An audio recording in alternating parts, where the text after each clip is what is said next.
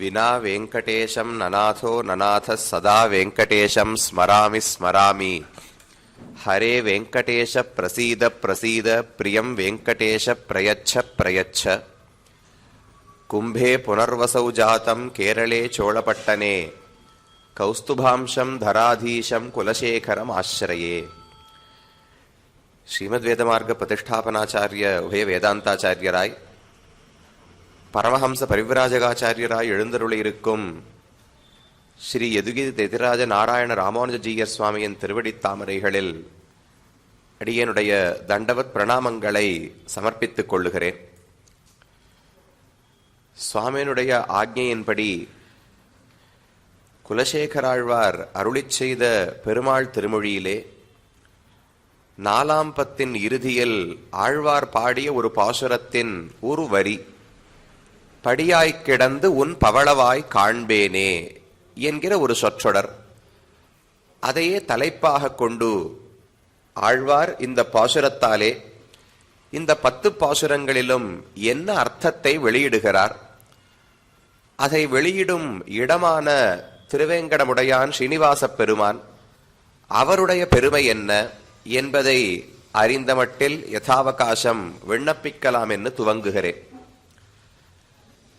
கலியுகத்தில் வாழக்கூடிய நமக்கு கண்கண்ட தெய்வமாக விளங்கக்கூடியவர் ஸ்ரீனிவாச பெருமான்.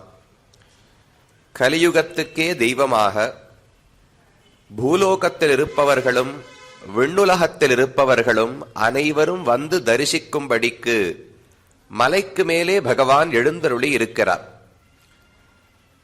திருவரங்கம் பொதுவாக 108 திவ்யதேசங்களுக்குள்ளே வேறாக முதன்மையானதாக சொல்லப்படுகிறது. ஆழ்வார்கள் திருவரங்கத்தை புகழும்போது தென்னாடும் வடநாடும் தொழநின்ன திருவரங்கம் என்று தெரிவிப்பார்கள். நமக்கு ஒரு சந்தேகம் ஏற்படும், திருவரங்கமே தெற்கு பகுதியில் தானே இருக்கிறது, அப்ப தென்னாடு வடநாடுன்னு எதை வைத்து சொல்லுகிறார் என்றால், ஆழ்வார்கள் பாசுரங்களில் பொதுவாக தெற்கு வடக்கு என்கிற வியபதேசம் நிர்தேசம் வந்தாலே திருவரங்கத்துக்கு வடக்கு திருவரங்கத்துக்கு தெற்கு என்றுதான் பொருள். அந்த பெருமான் இருப்பது உபய காவேரி மத்தியத்திலே. அவரை வைத்துத்தான் மற்ற திசைகளெல்லாம் நிரூபணம் செய்யப்பட வேண்டும். ஏதோ நடுவுல மேரு பர்வதம் இருக்கிறது, அதனால அதற்கு தட்சிணே பார்ஷ்வே தெற்கே இருக்கிறோம் வடக்கே இருக்கிறோம் என்று பொதுவா கர்மங்களை செய்யும் போது மேருமலையை வைத்து திசைகளை சொல்லுகிறோம். அல்லது அண்மையில் பாரத புவியியல்னு வச்சிருந்தால் ஒவ்வொரு இடத்துல இது வடக்கு தெற்குன்னு சொல்லுகிறோம். ஆனா ஆழ்வார்களின் பாசுரங்களில் பார்த்தோம் என்றால் திருவரங்கம் திருப்பதி தான் இந்த சம்பிரதாயத்துக்கு இந்த லோகத்துக்கே மத்தியமானது, நடுவான இடம். அதற்கு வடக்கு இருக்கிற இடங்கள் எல்லாம் வடநாடு, தெற்கே இருக்கும் இடங்கள் எல்லாம் தென்னாடு என்றுதான் ஆச்சாரியர்கள் கருதினார்கள். அதனால தென்னாடும் வடநாடும் தொடர்ந்த திருவரங்கம் என்று சொல்லுகிறோம். ஆனால் அவரை விட மூலமாக அவரை விட உயர்ந்தவராக சொல்லப்படுபவர் ஸ்ரீனிவாச பெருமான். மந்திபாய் வடவேங்கட மாமலை வானவர்கள் சந்தி செய்ய நின்னான் அரங்கத் தரவினனையான் என்று திருப்பாணாழ்வாருடைய பாசுரம். திருவரங்கத்தில் இருந்த பெருமாள்தான் அங்கிருந்து எழுந்து வந்து ஸ்ரீனிவாச பெருமானாக நின்று கொண்டான் என்று ஒரு அர்த்தம் கூறலாம். அல்லது ஸ்ரீனிவாச பெருமானாகத்தான் முதலிலே இருந்தார், அங்கிருந்து புறப்பட்டு திருவரங்கத்திலே வந்து சயனித்தார் என்றும் சொல்லுவதுண்டு. வைகுந்தத்திலிருந்து நேர திருவரங்கத்துக்கு வர வேண்டும் என்றால் உயரமான இடத்திலிருந்து நேர பூமியிலே குதித்தால் அது நமக்கும் ஒரு உடலில் சிரமத்தை கொடுக்கும், பூமிக்கும் ஒரு பாலம் ஏற்படலாம், உடைந்து போகலாம். நம்ம சிம்ஹாச்சலம்னு திவ்யதேச சேவிக்கிறோமே, வராக நரசிம்ம பெருமானாக அந்த இடத்துல காட்சி அளிக்கிறார். பிரஹ்லாதனை ஹிரண்யகசிபு கடலிலே அழுத்தி கொன்றுவிட வேண்டும் என்று ஆசைப்பட்டான். அவனுடைய பட்டர்களை கொண்டு நேர கடலிலே போட்டார்கள். அப்ப பிரஹ்லாதனை காப்பதற்காக வைகுந்தத்திலிருந்து நேர கீழே குதிக்கிறார் வராக நரசிம்ம பெருமாள். அவர் வந்த வேகம் எப்படி இருக்குன்னால், அவர் குதித்த வேகத்தில் திருவடி பூமியிலே பட்டு அதோடு நிற்க முடியாமல் சற்று அந்த திருவடி பூமிக்குள்ள போயிருக்கும். இன்னைக்கு வராக பெருமாள் அங்க நரசிம்மரை சேவிக்க போனோம்னால் திருவடிகளை சேவிக்கவே முடியாது. வேகமா கீழே வரார், கருடனோடு சேர்ந்து வருகிறார். ஆனா கருடனால இவருடைய வேகத்துக்கு ஈடு கொடுக்க முடியவில்லை. அதனால தன்னுடைய இடது கை கட்டவரலால கருடனுக்கு அமிர்தத்தை ஊட்டி கொண்டிருப்பார். அந்த பெருமானை பார்த்தாலே வலது கையால தன்னுடைய இடுப்பில் இருக்கிற வஸ்திரம் வேஷ்டியை பிடிச்சுட்டு இருப்பார். இடது கையாலே கருடனுக்கு அமிர்தத்தை கொடுத்து கொண்டிருப்பார். ஏன்னா அவர் வந்த வேகத்தில் அரை குலைய தலை குலையன்னு சொல்றோமோ இல்லையோ, அப்ப அரை இடுப்பில் இருந்த ஆடை அவிழ்ந்து போனது. அதை பிடிப்பதற்காக ஒரு கையை பயன்படுத்தினாராம். 500 கையால அமிர்தத்தை கருடனுக்கு கொடுத்தார். அதுவும் வேகம் போறவில்லை. அவ்வளவு வேகத்துல குதித்த உடனே பாயாத் ஈஷத் பிரணிகித பதஹா, அந்த பகவானுடைய திருவடி சற்றே பூமிக்கு உள்ளே போய் இருக்கிறது. அப்படித்தானே ஆகும். அத போல நேர திருவரங்கத்துக்கு பகவான் இறங்க வேண்டும் என்றால் அது ரொம்ப தூரம் அதிகமா இருக்கும். அதனால ஒரு மேடான இடத்தில் முதலில் இறங்கிவிட்டு அங்கிருந்து சமதளத்தில் இருக்கிற திருவரங்கத்துக்கு வரலாம்னு முடிவு செய்தார். அப்ப வைகுண்டத்திலிருந்து முதல்ல திருவேங்கடத்தில் மலைக்கு மேலே இறங்கி வந்து நின்று அங்கிருந்து புறப்பட்டு வடக்கு வாசல் வழியா உள்ள நுழைந்து திருவரங்கநாதனாக சயனித்துக் கொண்டார் என்றும் சொல்லுவதுண்டு. அப்ப திருவரங்கநாதன் வேறல்லர், திருவேங்கடமுடையான் வேறல்ல என்பதுதான் ஆழ்வார்கள் ஆச்சாரியர்களுடைய நிர்ணயம். அப்படி பெருமை உடையவர் திருவரங்கநாதன். எத்தனையோ ஆண்டுகளுக்கு முன்னால் எழுந்தருளி வந்தவர். அதே போல இவரும் மக்களுக்கு கலியுகத்திலே எளிமையாக பற்றுவதற்கு ஒரு தெய்வம் வேண்டும். என்ன கஷ்டம் வந்தாலும் திருவரங்கம் என்பது பொதுவா ஸ்ரீ வைஷ்ணவர்கள், ஞானமுடையவர்கள், பஞ்சம்ஸ்காரம் ஆனவர்கள், இவர்களுக்கான ஒரு இடமாக திகழ்கிறது. பக்தர்கள் பலரும் வாழும் சோம்பரை உகத்தி போலும் சூழ்புணல் அரங்கத்தானே என்று ஆழ்வாருடைய பாசுரம். சரணாகதி செய்து இனி நான் செய்வதற்கு எந்த தேவையும் கிடையாது, நான் ஒரு முயற்சி எடுத்து வைகுந்தத்தை அடையக்கூடாது, சோம்பலோடு இருக்க வேண்டும். அவர் கொடுக்கிற அனுபவத்தை மட்டும் பெற்றுக்கொண்டு பகவானுக்கு இயன்ற கைங்கரியங்களை எல்லாம் செய்து கொண்டு இன்னும் வைகுந்தத்துக்கு போய் எப்படி இருக்க போறோமோ அதற்கு ஒரு முன்னோட்டம். திருவரங்கத்திலிருந்து அடுத்து புறப்படுவதற்கு தயார் என்கிற நிலையில் இருப்பவர்கள் திருவரங்கத்திலே வாழக்கூடியவர்கள். அது அப்படி இல்லாமல் பொதுவா மக்கள் அது ஐஸ்வர்யத்தை விரும்புவராக இருக்கலாம், ஏதோ உலக இன்பங்களை விரும்புவராக இருக்கலாம்.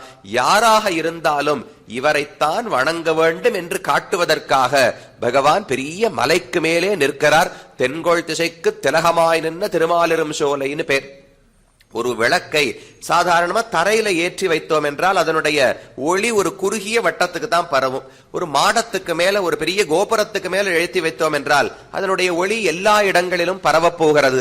அத போலத்தான் பகவான் திருமாலிரும் சோழமலை, அது போல வட திருவேங்கடம், இந்த இடங்களில் எல்லாம் மலைக்கு மேல இருக்கிறார்னால் அவருடைய பெருமை உலகத்தில் பல இடங்களிலும் பரவும். வைகுந்தத்தில் இருக்கிற நித்தியசூரிகள் கீழே இறங்கி பகவானுக்கு கைங்கரியம் பண்ணலாம். சுமந்து மாமலர் நீர் சுடர் தூபம் கொண்டு அமர்ந்து வானவர் வானவர் கோனொடும் நமன்னெழும் திருவேங்கடம் என்று ஆழ்வார் பாடுகிறார். அப்ப நித்தியசூரிகளுக்கும் அந்த இடத்துல காட்சி கொடுக்கிறார். நம்மை போன்ற பூலோகத்தில் இருப்பவர்களும் ஏறி போய் பகவானை சேவித்துக் கொள்ளலாம். அப்படி பெருமை உடையவர். அனைவருக்காகவும் நீ சரணாகதனா, அனன்ய பிரயோஜனனா, திருமந்திரத்தின் அர்த்தம் கற்றுக்கொண்டாயா, இது எதையும் பகவான் கேட்பது கிடையாது. உனக்கு என்ன பயன் வேண்டுமானாலும் ரக்ஷகன் நான் தான். வினா வெங்கடேசம் ந நாதோ ந நாதா, நமக்கு தலைவன் நாதன். யார் சொல்படி நாம் கேட்க வேண்டும். என்ன துன்பம் ஏற்பட்டாலும் யாரிடத்துல போய் புகார் செய்து ஒரு வேண்டுதலை வைக்க வேண்டும். நமக்கு தலைவன் நாதன் யாரோ அவரிடத்துல தானே போகணும். அப்ப உலகத்துக்கே நாதனாக பகவான் அந்த இடத்துல இருக்கிறார். சதா வெங்கடேசம் ஸ்மராமி ஸ்மராமி, ஏதோ ஒன்று எனக்கு வேண்டும் என்றாலும் அவரைத்தான் நினைக்க வேண்டும். நினைத்த அவர் என்ன பண்ணுவார்? பிரசீத பிரசீத, அவருடைய அனுகிரகத்தை காட்டி நாம் ஆசைப்படும் எதுவாக இருந்தாலும் அது அனைத்தையும் கொடுக்கக்கூடிய பெருமை ஸ்ரீனிவாசனுக்கு உண்டு. ரிக்வேதத்திலேயே கொண்டாடப்பட்ட பெருமாள்னு ஒரு பெருமை. யாரெல்லாம் உலகத்தில் செல்வம் இல்லாமல் துன்பப்படுகிறீர்களோ, ஏதோ ஒரு ஆபத்திலே சிக்கிக் கொண்டிருக்கிறீர்களோ, நீங்கள் அனைவருமே திருவேங்கடத்துக்கு சென்று பகவானை தரிசிக்க வேண்டும் என்று ரிக்வேதமே கொண்டாடுகிறது. பொதுவா திவ்ய தேசங்களுக்கு புராணங்கள், பிரம்மாண்ட புராணத்துல இந்த திவ்ய ஸ்ரீரங்கத்தினுடைய மகாத்மியம் இருக்கு, பாத்ம புராணத்தில் இருக்கிறது, பிரம்மோத்தர புராணம், வைவர்த்த புராணம், இந்த புராணங்களை எல்லாம் சொல்லுவோம். வேதத்திலேயே இடம்பெற்ற திவ்ய தேசங்கள் என்பவை வெகு சில. அவதாரங்களிலும் அதே போலத்தான். திருவிக்ரமாவதாரம் தான் வேதத்திலேயே பாடப்பட்ட ஒரு அவதாரம். திரீணிபதா விசக்கிரமே விஷ்ணுர் கோபா அதாபியா. பல இடங்களிலே இதம் விஷ்ணுர் விசக்கிரமே திரேதா நிததே பதம் என்று திரிவிக்ரமாவதாரம் வேதத்துல சொல்லப்பட்டது. மற்றவையெல்லாம் இதிகாசங்கள் புராணங்களிலே தான் காணப்படுகின்றன.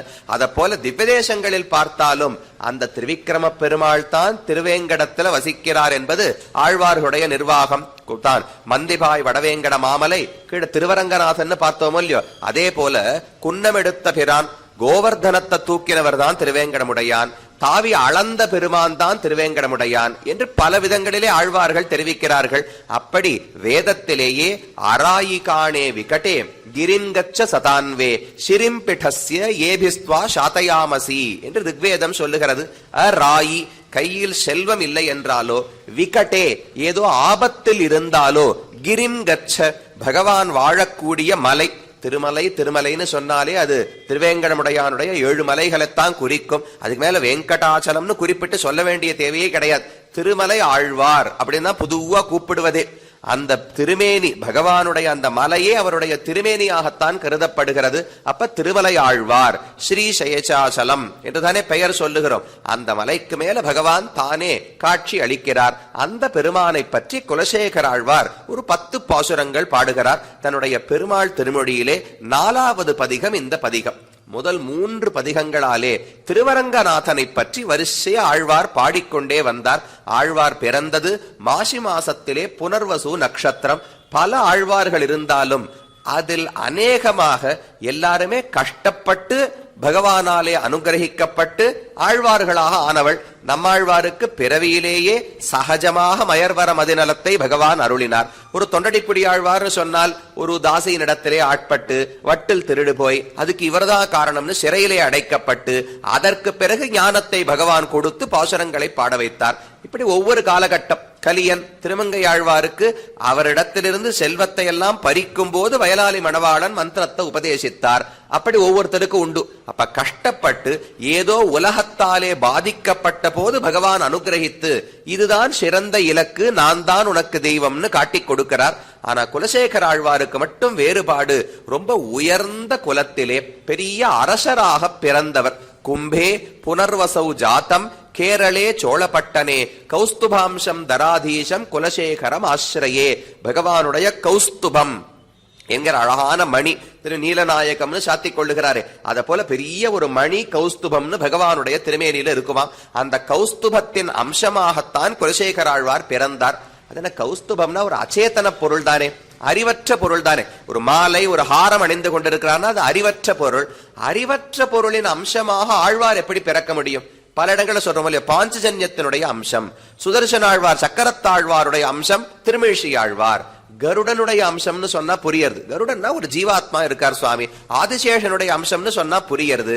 ஆனா சங்கத்தின் அம்சம், சக்கரத்தின் அம்சம், கதையின் அம்சம், அத போல இப்ப திருமருவினுடைய அம்சம் இப்ப தெரிவிக்கிறார் குலசேகர ஆழ்வார் கௌஸ்துபத்தினுடைய அம்சம் என்று. அது எப்படி கௌஸ்துபம் எல்லாம் வந்து சேதனனா பிறக்குமா?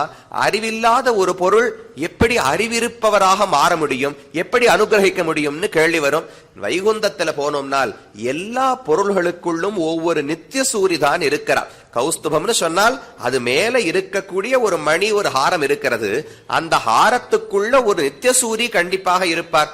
பகவான் அணிந்த துளசி மாலையா இருந்தாலும் அதுக்குள்ள ஒரு நித்திய சூரி இருப்பார். இங்க அப்படித்தானே, இந்த புஷ்பமாலை இருக்கு. இந்த புஷ்பமாலைய வெறும் அச்சேதனம்னு நாம நினைக்கிறோம்.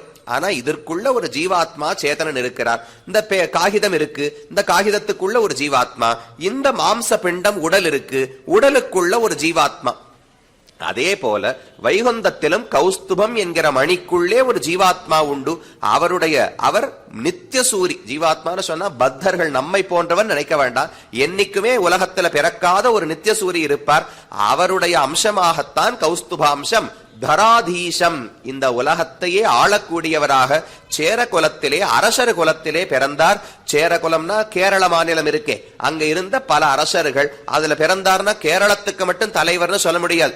தன்னை பற்றி பாடும்போது கொல்லி காவலன், கூடல் நாயகன், கோழிக்கோன் குலசேகரன் என்று சொல்லிக் கொள்ளுகிறார். கொல்லி காவலன், கொல்லி தேசம் என்பதுதான், கொல்லி என்பது ஊர். அங்கிருந்து இந்த கேரள தேசத்தை எல்லாம் ஆண்டு வந்தார். அப்ப சேர குலத்துக்கு அரசன். அடுத்தது கூடல் நாயகன். கூடல் என்பது மதுரை பட்டணம், திருக்கூடல் நகர்னு சொல்றோம் இல்லையோ. அப்ப மதுரை என்பது பாண்டியர்களுக்கான ராஜதானி. கோழிக்கோன், கோழி என்பது உறையூர், சோழர்களுக்கான தலைநகரம். அப்ப சோழர்கள் தலைநகரமும் இவரடியில் இருக்கு, பாண்டியர்கள் தலைநகரத்தையும் இவர் ஆள்கிறார். கொல்லி காவலன் பிறந்ததே சேரகுலத்து தலைவராக. அப்ப ரொம்ப உயர்ந்த அரசராக இத்தனை பெரிய நிலப்பரப்பையும் ஆண்டு வந்தவர் குலசேகர ஆழ்வார். அவர் கும்பே புனர்வசௌ ஜாத்தம், புனர்வசு நட்சத்திரம் மாசி மாசத்திலே அவதரித்தார். எப்பேற்பட்ட அரசனாக இருந்தாலும் அதில் அவருக்கு ஆசையே இருந்தது கிடையாது. பகவானிடத்தில், திருவரங்கநாதனிடத்தில் அளவு கடந்த அன்பு உண்டு. அதே போல ராமாவதாரத்தில் நீங்காத காதல் கொண்டவர். ராமாயணத்தை எப்போதுமே கேட்பாரா? கேட்கும்போது நாம கேட்பது போல அல்ல. ராமன் அழுதார்னு சொன்னால் குலசேகர ஆழ்வார் அழுவாராம். ராமன் சிரித்தார்னு சொன்னால் குலசேகர ஆழ்வார் சிரிப்பாராம். ராமனுக்கு ஏதோ ஒரு பயம், ராமனுக்கு ஏதோ துன்பம் ஏற்படுகிறது என்றால் அதை போக்குவதற்கு தான் என்ன செய்ய முடியும்னு யோசிப்பாராம். ஒரு முறை காலக்ஷேபம் ராமாயண உபன்யாசம் ஒருத்தர் சொல்லிக் கொண்டிருக்கிறார். இவர் கேட்டுக்கொண்டே வந்தவருக்கு நடுவுல ஜனஸ்தானத்துல 14,000 ராட்சசர்களோடு ராமன் யுத்தம் செய்தானே அந்த பிரகரணத்தை சொல்லுகிறார். அவர் உபன்யாசகர் நன்னா பண்ணி இது எப்பேற்பட்ட சமமே இல்லாத ஒரு யுத்தம். அவர்கள் 14,000 பேர் இருக்கிறார்கள், இவர் ஒருத்தர் தான் இருக்கிறார். அவர்களுக்கு தேர், கவச்சம், வில்லு, அம்பு எல்லாம் இருக்கு. இவருக்கு தேரும் கிடையாது, கவச்சமும் கிடையாது, காலணிகளும் கிடையாது, ஒண்ணும் கிடையாது. இப்படி சமமில்லாத யுத்தமாக இருக்கிறதே. ஏகஸ்து ராமோ தர்மாத்மா கதம் யுத்தம் பவிஷ்ய என்று ரொம்ப வருத்தத்தோடு அவர் சொல்லிக் கொண்டிருந்தாராம்.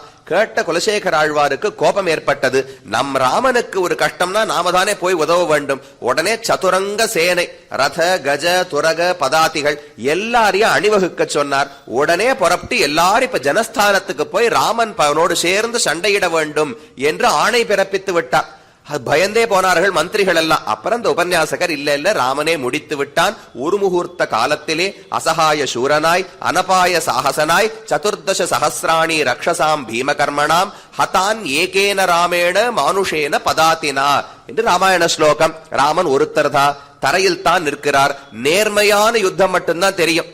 கபட்ட யுத்தம், கள்ள யுத்தம் போடுவதற்கு ராட்சசர்களுக்கு தெரியும், இவருக்கு நேர்மதான் தெரியும். ஆனா அனைவரையும் கொன்று முடித்து விட்டார்னு சொன்னதுக்கு அப்புறம் ஆகாசத்துல ராமன், சீதை, லக்ஷ்மணன் காட்சி அளித்தார்களாம். அவர்களை சேவித்த பிறகுதான் சரி பயம் நீங்கியது என்று அமர்ந்து கொண்டார் குலசேகர ஆழ்வார். அவ்வளவு பாவம். பகவானுக்கு ஒரு துன்பம் என்றால் அது உடனே நமக்கு ஒரு துன்பத்தை கொடுக்க வேண்டும். அதெல்லாம் சாமி எவ்வளவு பெரிய சக்தி, எதிராளி வந்தாலும் ராமனை ஜெயிக்க முடியுமான்னு உட்கார்ந்துட்டு இருந்தோம்னால் அப்ப நமக்கு இன்னும் அன்பு முதிரவில்லை, ஞானம் முதிர்ந்திருக்கலாம்.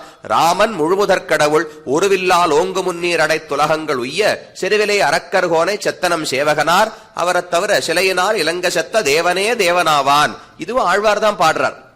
இந்த பாட்டை மட்டும் மனசுல வச்சுட்டோம்னால் ராமன் மிக பெரியவன், எப்பேற்பட்ட பட வந்தாலும் ராமனை எதுவும் செய்ய முடியாது. அப்ப நான் ஏன் பயப்படணும்? ராமன் கண்டிப்பா ஜெயித்து விடுவார நம்பிக்கையோடு இருப்பது ஒரு விதத்துல நல்லது. ஆனா அது ஞானம் மட்டும் பெற்றிருக்கிறோம் அர்த்தம். ஓ, ராமனுக்கு இப்பேற்பட்ட தடங்களா? அவர் எப்படி தாட்டகையோடு சண்டை போடுவார்? தசரதன் பதறினார் அல்லவா? 12 வயசு குழந்தை எப்படி தாட்டகையோடும் மாரீச்சன் சுபாகோடும் சண்டை போட முடியும்னு அவர் பதறினார். அந்த பதட்டம் ஆழ்வார்களுக்கு உண்டு, ஒரு பெரியாழ்வாருக்கு உண்டு, இதோ குலசேகர ஆழ்வாருக்கு உண்டு. அப்ப எத்தனை பெருமைகளை தெரிந்து கொண்டிருந்தாலும் ஞானம் குறைந்து பக்தி அதற்கு மேல ஓங்க வேண்டும். அதற்கு பகவானிடத்துல பதட்டப்பட்டு பக்தியோடு இருந்தவர் குலசேகர ஆழ்வார். போல பல சரித்திரங்கள் உண்டு. அப்ப ராமனிடத்துல ஒரு ஆசை. அதே போல அந்த ராமனால் வணங்கப்பட்ட திருவரங்கநாதன், அவரை தினமும் சேவிக்க வேண்டும், அவருக்கு பாசுரங்களை பாட வேண்டும் என்று தீராத ஆசை உடையவர். குஷ்யதே யஸ்ய நகரே ரங்கயாத்ரா தினே தினே தமகம் சிரசா வந்தே பாதானம் ராஜானம் குலசேகரம் என்று மற்றொரு தனியன். அவருடைய ஊரில் தினமும் பெரிய ஒரு முரசு பறை சாற்றி இன்றைக்கு ராஜா குலசேகர பெருமாள் புறப்பட்டு திருவரங்கத்துக்கு செல்லுகிறார்னு அறிவிப்பாளாம். அவருக்கு பேரே குலசேகர ஆழ்வார்னு பேர் கிடையாது, குலசேகர பெருமாள்னு பெயர். ராமனுக்கு பெருமாள்னு திருநாமம். அவரிடத்தில் இருந்த ஈடுபாட்டின் காரணமாக குலசேகர பெருமாள் இவருக்கும் பெயர் ஏற்பட்டது.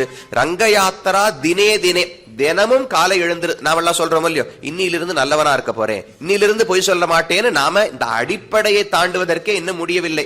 ஆழ்வார் தினமும் எழுந்திருந்து இன்னைக்காவது திருவரங்கத்துக்கு போக முடியுமான்னு ஆசைப்பட்டு கொண்டே இருப்பாரா, அறிவித்து விடுவார்களா. அப்புறம் யாரோ 4 பாகவதர்கள் பக்தர்கள் அரண்மனைக்கு வந்தவுடனே, ஓ, பகவானை சேவிப்பதை விட பக்தர்களுக்கு உபச்சாரம் பண்ணுவது முக்கியம் என்று தங்கி விடுவார். சரி நாளைக்கு போகலாம்னு அறிவிப்பு வரும். மறுபடியும் 4 பக்தர்கள் வருவா, மறுபடியும் தங்கி விடுவார். அப்ப 3 பண்புகள் ஆழ்வாருக்கு முக்கியம். ஒன்னு ராமனிடத்தில் இருந்த பக்தி, இரண்டாவது திருவரங்கநாதனை சேவிக்க வேண்டும் என்கிற ஆசை, மூணாவது அவனை விட அவன் அடியார்கள் முக்கியமானவர்கள் என்கிற ஒரு எண்ணம். இதெல்லாம் தான் முதல் 3 பதிகங்களிலே பாடுகிறார். இருளிரிய சுடர்மணிகள் இமைக்கும் நெத்தி இனத்துத்தி அணிபணம் ஆயிரங்களார்ந்த அரவரச பெரும் சோதி அனந்தன் என்னும் வயனுலங்கும் உயர்வெள்ளை அணையை மேவி என்று சொல்லி மாயோனே மனத்தூனே பத்தி நின்று என் வாயார எண்ணுகளோ வாழ்த்த நாளே என்று வரிசையா அவனை எப்ப சேவிக்க போகிறோம்? கண்குளிர காணும் நாளே சேவிக்கணும். திருமணத்தூண்களை பற்றி கொண்டு அவனை பற்றி பாட வேண்டும் என்று முதல் திருமொழி முழுக்கவே திருவரங்கநாதனை சேவிக்க வேண்டும், அனுபவிக்க வேண்டும் தன்னுடைய பக்தியை வெளிப்படுத்தினார். அதற்கடுத்தது 2வது திருமொழி வந்தது. தேட்டரும் திரள் தேனினை தென்னரங்கனை என்று பகவானை விட அவனுடைய பக்தர்கள் தான் எனக்கு மிகவும் உத்தேசியமானவர்கள். ஈட்டம் கண்டிடக் கூடுமேல் அது காணும் கண் பயனாவதே. கீழே சொல்லியாச்சு திருவரங்கநாதனை பார்க்கணும்னு. இப்ப கண் படைத்த பயனே பக்தர்களை பார்க்கிறதுன்னு சொன்னால் அப்ப திருவரங்கநாதன் கூட தாழ்ந்தவர் தான்.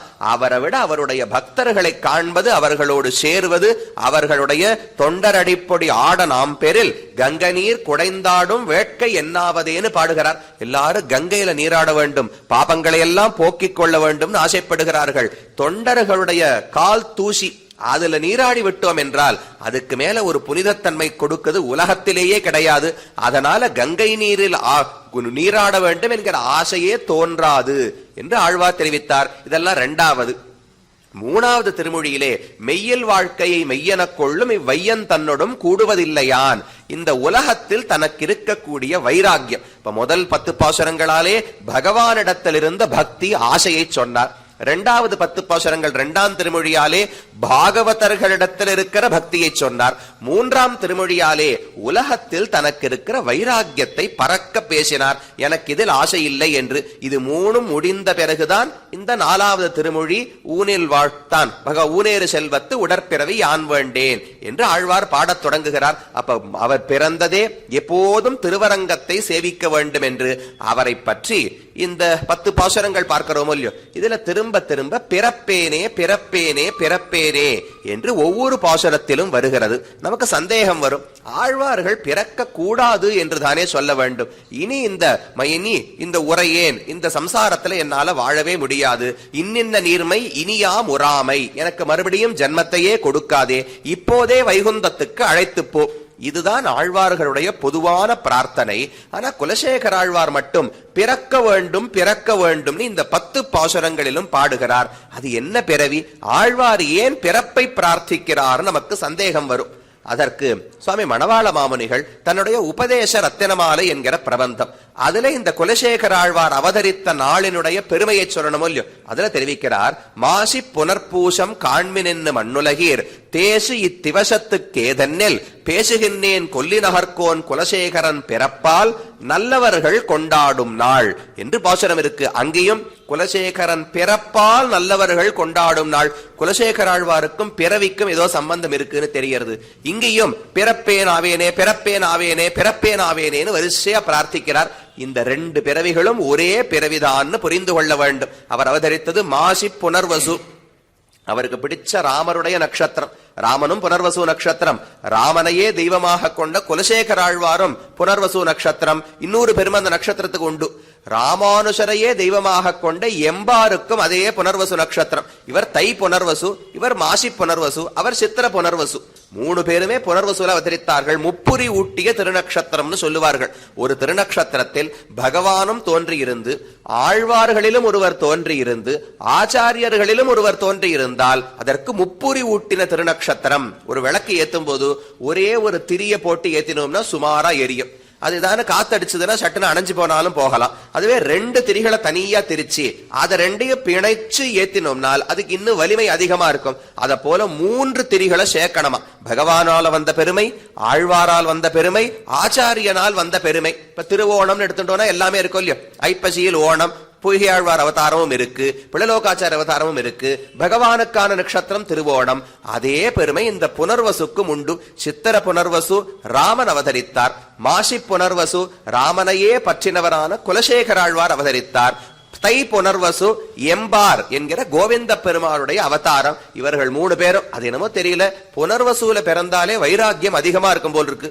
ராமனும் பெரிய அரசனாக பிறந்தவர், ஆனா அவருக்கு ராஜ்யத்துல ஆசையே இருந்தது கிடையாது. ராமனுடைய வார்த்தை வால்மீகி தெரிவிக்கிறார், வனவாசோ மகோதயா, எனக்கு காட்டுக்கு போக வேண்டுமேனு எந்த வருத்தமுமே கிடையாது, இந்த ஒரு வாய்ப்பு எனக்கு பெரிய ஆனந்தத்தை கொடுக்கிறதுன்னு ராமனுடைய வாக்கியம். உதயகா அப்படின்னா ஒரு எழுச்சி, ஒரு ஆனந்தத்துக்கான காரணம்.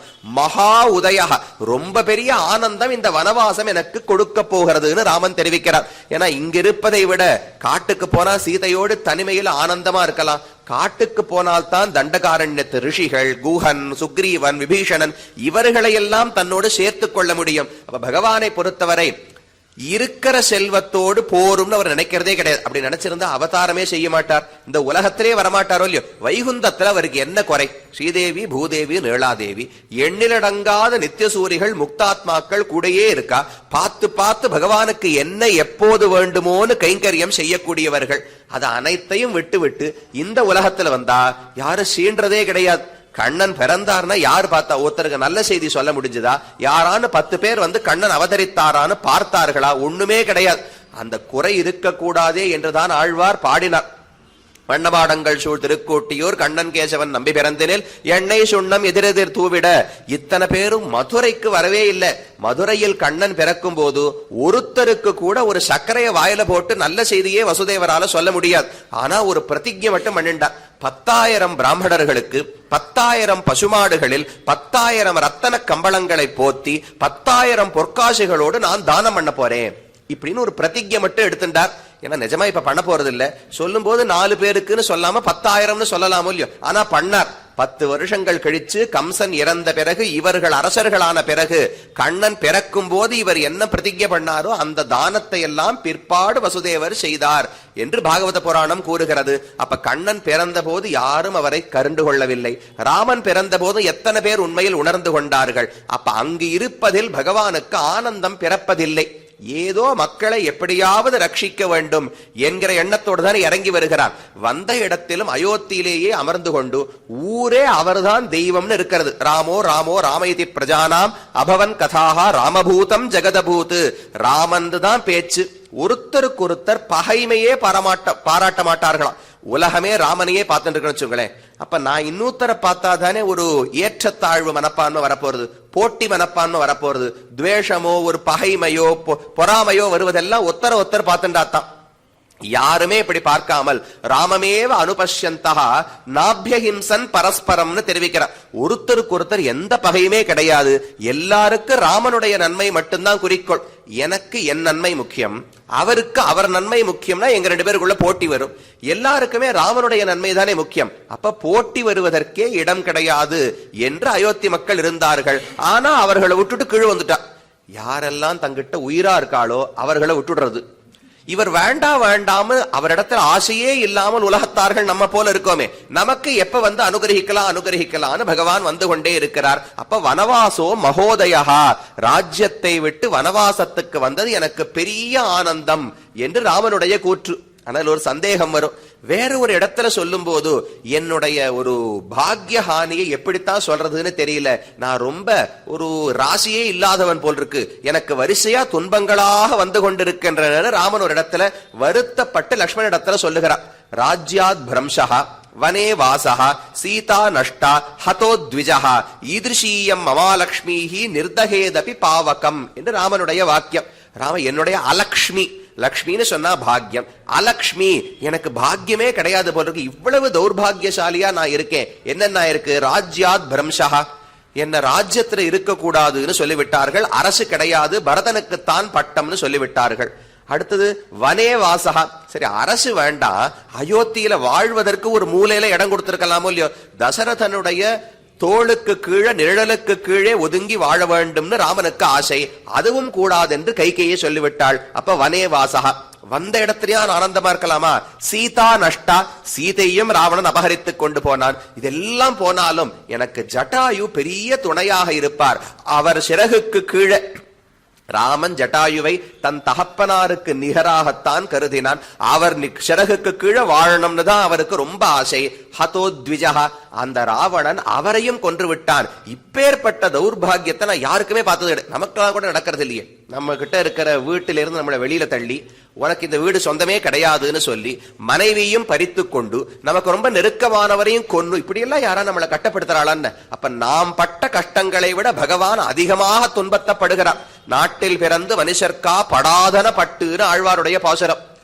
மனுஷர்களே படாத கஷ்டங்களை கூட ராமன் அனுபவித்தார் என்னால் அதெல்லாம் நம்மிடத்தில் இருக்கிற கருணையாலே. அப்ப ராமன் சொல்லுவது ராஜ்யாத் பிரம்ஷா, நான் ராஜ்யத்தை விட்டு வெளியில வந்தது, எனக்கு அரசு கிடைக்காமல் இருந்தது, எனக்கு ரொம்ப வருத்தம் என்றுதான் இந்த இடத்துல தோன்றுகிறது. அப்ப வனவாசோ மகோதயான்னு என்ன சொன்னார்? ஒண்ணு வனவாசத்துக்கு போறது ரொம்ப ஆனந்தம்னு ஒரு இடத்துல சொல்றார், இன்னொரு இடத்துல காட்டுக்கு வந்தது எனக்கு ரொம்ப வருத்தமா இருக்குன்னு தெரிவிக்கிறாரே. எப்படி முரண்பாட போக்குறதுனால் பகவானுக்கு ராஜ்யத்திலிருந்து வெளியே அனுப்பப்பட்டதுல எந்த ஒரு துக்கமும் கிடையாது. ஆனால் இப்ப நமக்கு ஒரு 2 நல்ல விஷயங்கள் நடக்குதுன்னு வச்சுங்களேன். அதுக்கப்புறம் உடனே இங்க ஏதோ ஒரு ஊருக்கு போறோம், போன இடத்துல ஒரு 2 நல்ல விஷயம் நடந்தது. ஆனா ஒரு 2 பெரிய தீமைகள் துன்பங்கள் நடந்து விட்டால் நாம் என்ன சொல்லுவோம்? சாமி அந்த ஊருக்கு போனதே ஏன் போனேன்னு தோன்றது, எதுவுமே நன்னா நடக்கலன்னு சொல்லிடுவோம் இல்லையோ? இல்லையா சாமி 2 நல்ல விஷயம் நடந்ததேன்னு கேட்டால் அதை விட இப்பேற்பட்ட துன்பம் இருக்கும் போது அந்த நல்லது நல்லதாவே படாது. அத போல ராமனுக்கு ராஜ்யம் கிடையாது என்று சொன்னதோ, காட்டுக்கு போன்னு சொன்னதோ தனிமையில் பார்த்தால் துக்கத்தையே கொடுக்காது. ஆனா சீத்தையை இழந்து ஜட்டாயுவை இழந்தபடியாலே முதல்ல இருந்த 2 நல்லது கூட இப்ப தப்பா படுறதா ராமனுக்கு. அப்ப உண்மையில் அவருக்கு அதுல ஆசையே கிடையாது, முழுவதும் வைராக்கியம். அந்த ராஜ்யம் கிடையாதுன்னு சொன்ன போது உள்ள போகும்போது கைகேயி தசரதனை பார்க்கும் போது பகவான் சிரிச்சுன்னு போனாராம். வெளியில வரும்போது ரொம்ப நன்னா சிரிச்சுன்னு வந்தாராம். இப்பதான் நான் போகணும், எத்தனை பட்டாபிஷேகம் நடந்துருமோன்னு ராமனுக்கு பயம். எப்ப நான் ராவணனை போய் சந்திப்பது, எப்படி அவனை கொல்லுவது, எப்படி தண்டகாரண்யத்து ரிஷிகளை ரட்சிப்பது, அதுக்கெல்லாம் போகணுமே, இன்னும் நேரமாய்கொண்டே இருக்கிறதே, இங்கேயான தலையில மகுடத்தை சூடி விடுவார்களோ, மந்தரை இன்னும் மேல் மாடிக்கு போகலையே, கைகேயி மனச மாத்தலையேன்னு ராமனுக்கு வருத்தம். அதெல்லாம் தீர்ந்து ராஜ்யம் கிடையாதுன்னு சொன்னவுடனே ஆனந்தப்பட்டார். அப்ப புனர்வசூல பிறந்த ராமனுக்கும் வைராக்கியம் உண்டு. அடுத்தது மாசி புனர்பூசம் குலசேகராழ்வார் அவதரித்தார். அவருக்கு அந்த ராஜ்யத்தில் எல்லா செல்வமும் இருந்தாலும், நாம சொல்றது பெரிய விஷயம் கிடையாது சாமி, எனக்கு கோடிகள்லாம் வேண்டவே வேண்டாம், யார் கொடுக்கறதா இருக்கா, யாரோ கையில வச்சிருக்கிற மாதிரி கோடிகள் வேண்டாம், இருந்தவர்கள் வேண்டாம்னு சொல்றதுதானே பெரிய விஷயம். அது குலசேகராழ்வாருக்கு உண்டு. ஆனாத செல்வத்து அரம்பையர்கள் தற்சூழ வானாளும் செல்வமும் மன்னரசும் யான் வேண்டேன் என்று ஆழ்வாருடைய பாசுரம். ஆனாத செல்வம். ஆகவே சித்திர புனர்வசு ராமன் அவதரித்தார். அவருக்கு ராஜ்யத்தில் ஆசையே கிடையாது, வைராக்கியத்தோடு இருந்தார். அடுத்தது மாசி புனர்வசு ஆழ்வார் குலசேகர ஆழ்வார் அவதரித்தார். அவரும் சொல்வது ஆனாத செல்வத்து அரம்பையர்கள் தற்சூழ வானாளும் செல்வமும் இம்மன்னரசும் யான் வேண்டேன், எனக்கு ஸ்வர்கலோகத்துக்கு அரசனாக ஆக்கினாலும் வேண்டாம், இந்த மன்னரசை கொடுத்தாலும் வேண்டாம் என்று வைராக்கியத்தோடு இருந்தார். மூணாவது அவதரித்தவர் தை புனர்வசு எம்பார் என்கிற கோவிந்த பெருமாள். அவர் சொல்லுவது திரிணீகிருத விரிஞ்சாதி நிரங்குஷ விபூதயா ராமானுஜ பதாம்போஜ சமாஸ்ரயண சாலினஹா. யாரெல்லாம் ராமானுஜர் திருவடிகளையே செல்வமாக பற்றினவர்களோ அவர்களுக்கு உலகத்தில் வேற எந்த செல்வத்திலும் ஆசை கிடையாது. ஒரு புல்லுக்கு சமமாக பிரம்மாவினுடைய பதவியையே கொடுத்தாலும் அதை மதிக்க மாட்டார்கள் என்று எம்பாருடைய கூற்று. அப்ப இந்த நட்சத்திரத்துக்கு அந்த பெருமை. இதுல பிறந்தாலே ஒருவேளை ராஜாவா இருப்பா போல் இருக்கு. புனர்வசூல பிறந்த ராமனும் ராஜா, புனர்வசூல பிறந்த குலசேகர ஆழ்வாரும் ராஜா. ஆனா எப்படிதான் ராஜாவா பிறந்தாலும் இதுல பிறந்தாலே வைராக்கியமும் இயற்கையா வந்துவிடும் போல் இருக்கு. 3 பேருமே வைராக்கியத்தோடு இருந்தார்கள். அப்படி மாசி புனர்பூசம் காண்மின் மண்ணுலகீர் தேசு இத்திவசத்துக்கு ஏதென்னில் பேசுகின்றேன் கொல்லிநகர்கோன் குலசேகரன் பிறப்பால் நல்லவர்கள் கொண்டாடும் நாள் என்று இந்த நாளுக்கு பெருமை சொல்லுகிறார். இந்த நாளுக்கு ஏற்றமே குலசேகரருடைய பிறப்பாலே என்று பெரியோர்கள் கொண்டாடுகிறார்களாம். அது என்ன பிறப்பு? ஒருத்தர் பிறந்ததற்காக நாம தான் எத்தனையோ நாள் பிறக்கிறோம்.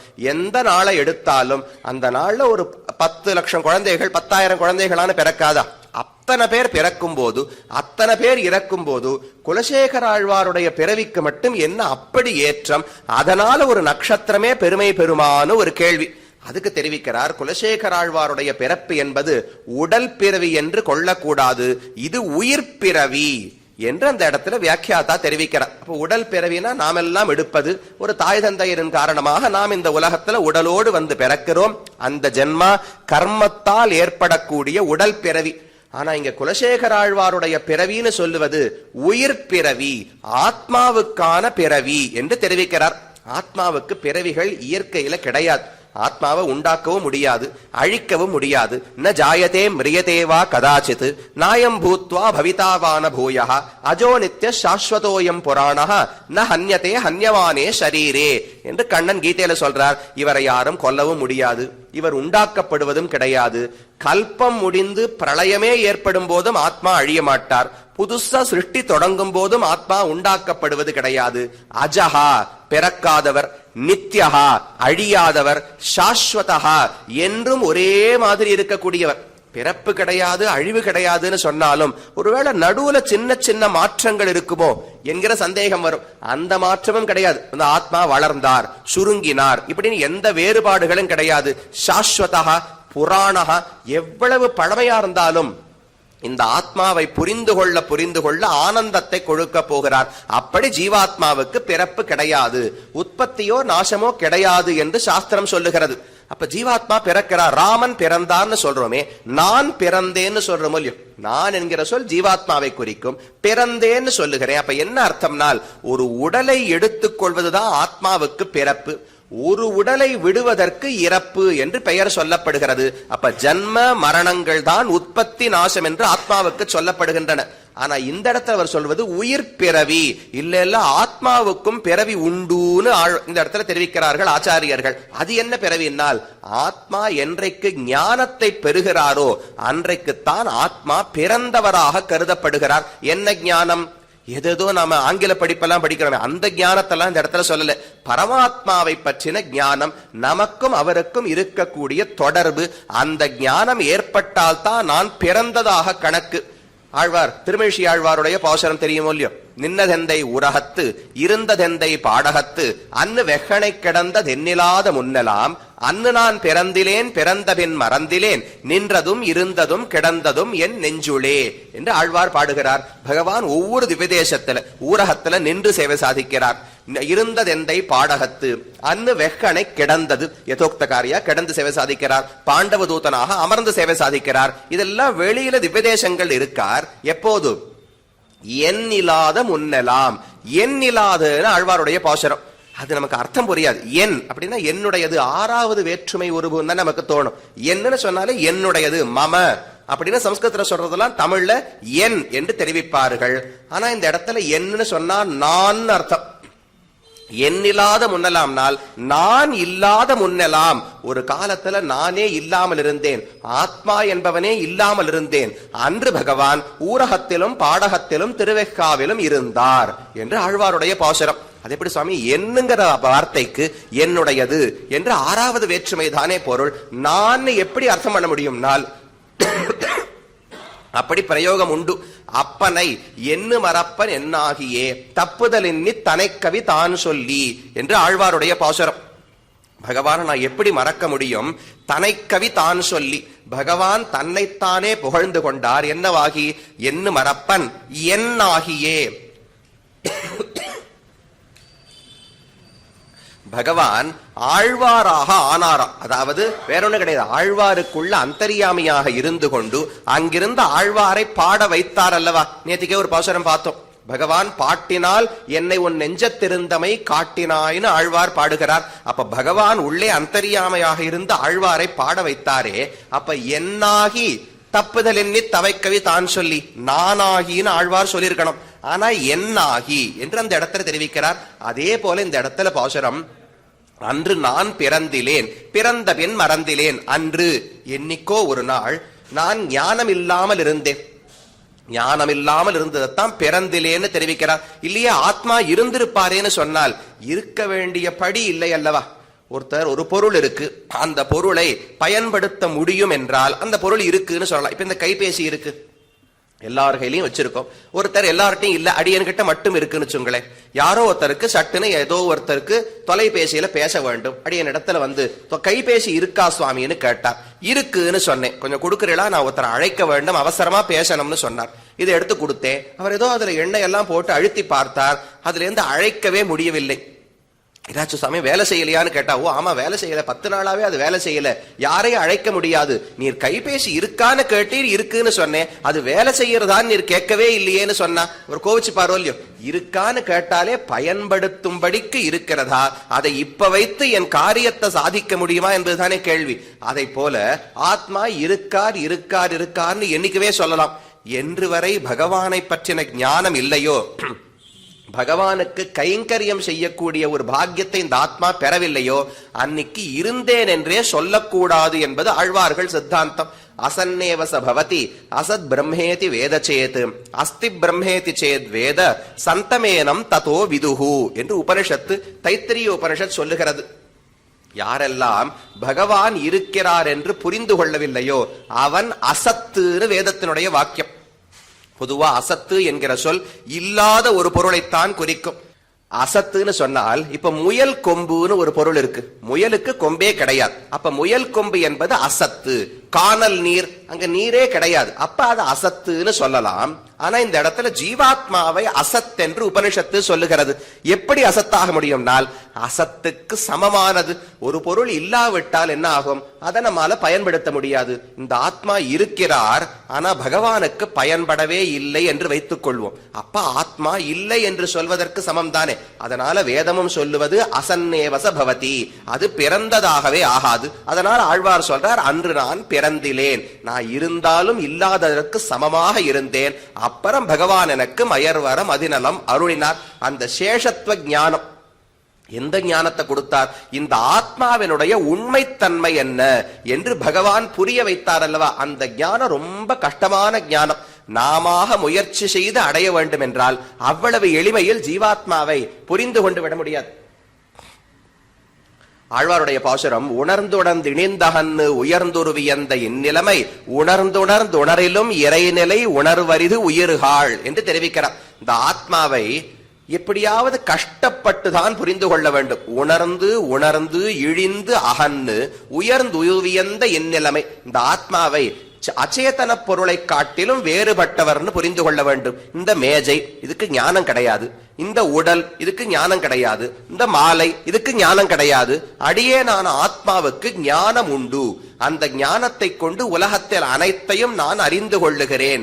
இதுதானே அச்சேதனத்துக்கும் எனக்கும் இருக்கிற வேறுபாடு.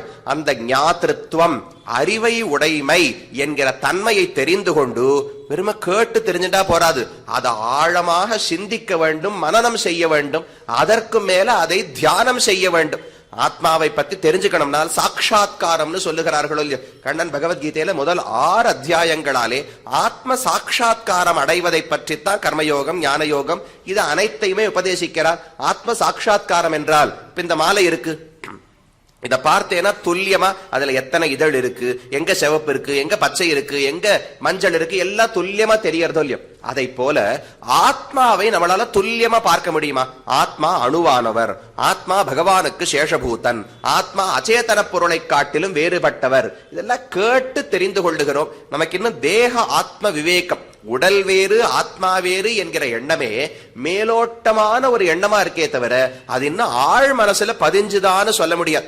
அந்த பதிந்து அதை திரும்ப திரும்ப நினைக்க அப்பதான் சாட்சா்காரம் என்பது ஏற்பட போகிறது. அதைத்தான் உணர்ந்து உணர்ந்து இழிந்தகன்னு உணர்ந்தோடு வியந்த இந்நிலைமை உணர்ந்து உணர்ந்து உணரிலும் என்று 3 உணர்ந்து சொல்றாரோ இல்லையோ. சிரவணம், மனனம், தியானம் என்று 3 நிலைகளை சொல்றாராம்.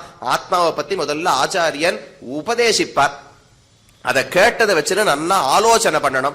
ஆலோசனை பண்ணதை தியானம் பண்ணி மனசுல நன்றாக பதித்து கொண்டால்தான் ஆத்மா என்று நினைத்த உடனேவே எல்லாரும் சமம். அந்த ஆத்ம சாட்சா்காரம் நிலை ஏற்பட்டது என்றால் யாரை பார்த்தாலும் ஏற்றத்தாழ்வுகளே தோணாதான். ஆணோ பெண்ணோ, விலங்கோ மனுஷனோ, தாவரமோ இந்திரனோ, யாரை பார்த்தாலும் உடலில் இருக்கிற வேறுபாடுகளே தெரியக்கூடாது. எல்லா ஆத்மாக்களும் சமமானவர்கள், எல்லாருமே ஞானமே வடிவமானவர்கள், ஞானத்தை உடையவர்கள், பகவானுக்கு தொண்டர்கள் என்கிற எண்ணம் ஏற்பட வேண்டும். இது ரொம்ப கஷ்டம். உணர்ந்து உணர்ந்து உணரிலும் இந்த 3 நிலைகளை தாண்டித்தான் ஜீவாத்மாவை புரிந்து கொள்ள வேண்டும். இதெல்லாம் நமக்கு என்னைக்கு பண்றது? ஆழ்வார்கள் இந்த முயற்சி எல்லாம் தாங்கள் எடுக்கவே இல்லை. இது ரிஷிகளுடைய பாதை. தங்கள் முயற்சியாலே ஆத்மாவை புரிந்து கொண்டு உடல் வேறு ஆத்மா வேறு என்று தெரிந்து கொள்ளுகிறார்கள் ரிஷிகள். அதிலேயே எத்தனை கட்டங்கள் வருது. ஒரு விஸ்வாமித்திரர் எடுத்துக்கோங்க, ஒரு வசிஷ்டர் எடுத்துக்கோங்க. அப்பேற்பட்ட ரிஷி வசிஷ்டர் ராமனுக்கே கல்வியை கற்பித்தவர். ஆனா அவருக்கு தன்னுடைய மகன் இறந்து போனான்னு கேள்விப்பட்ட உடனே, சக்தின்னு அவருடைய மகனுக்கு பெயர், அவரை யாரோ ஒரு அரக்கன் விழுங்கி விட்டான், அவன் இறந்தான்னு கேள்விப்பட்ட உடனே இந்த வாழ்க்கையிலேயே ஆசை இல்லாமல் பெரிய மலையிலிருந்து கீழ் விழுந்து ஆத்மஹத்தை பண்ணிக்கொள்வதற்கு முயற்சித்தார். சுவாமி, நமக்கு மகனுக்கு எத்தனை நாள் தொடர்பு? இந்த ஆத்மாவுக்கு அந்த ஆத்மாவுக்கு எந்த தொடர்பும் கிடையாது.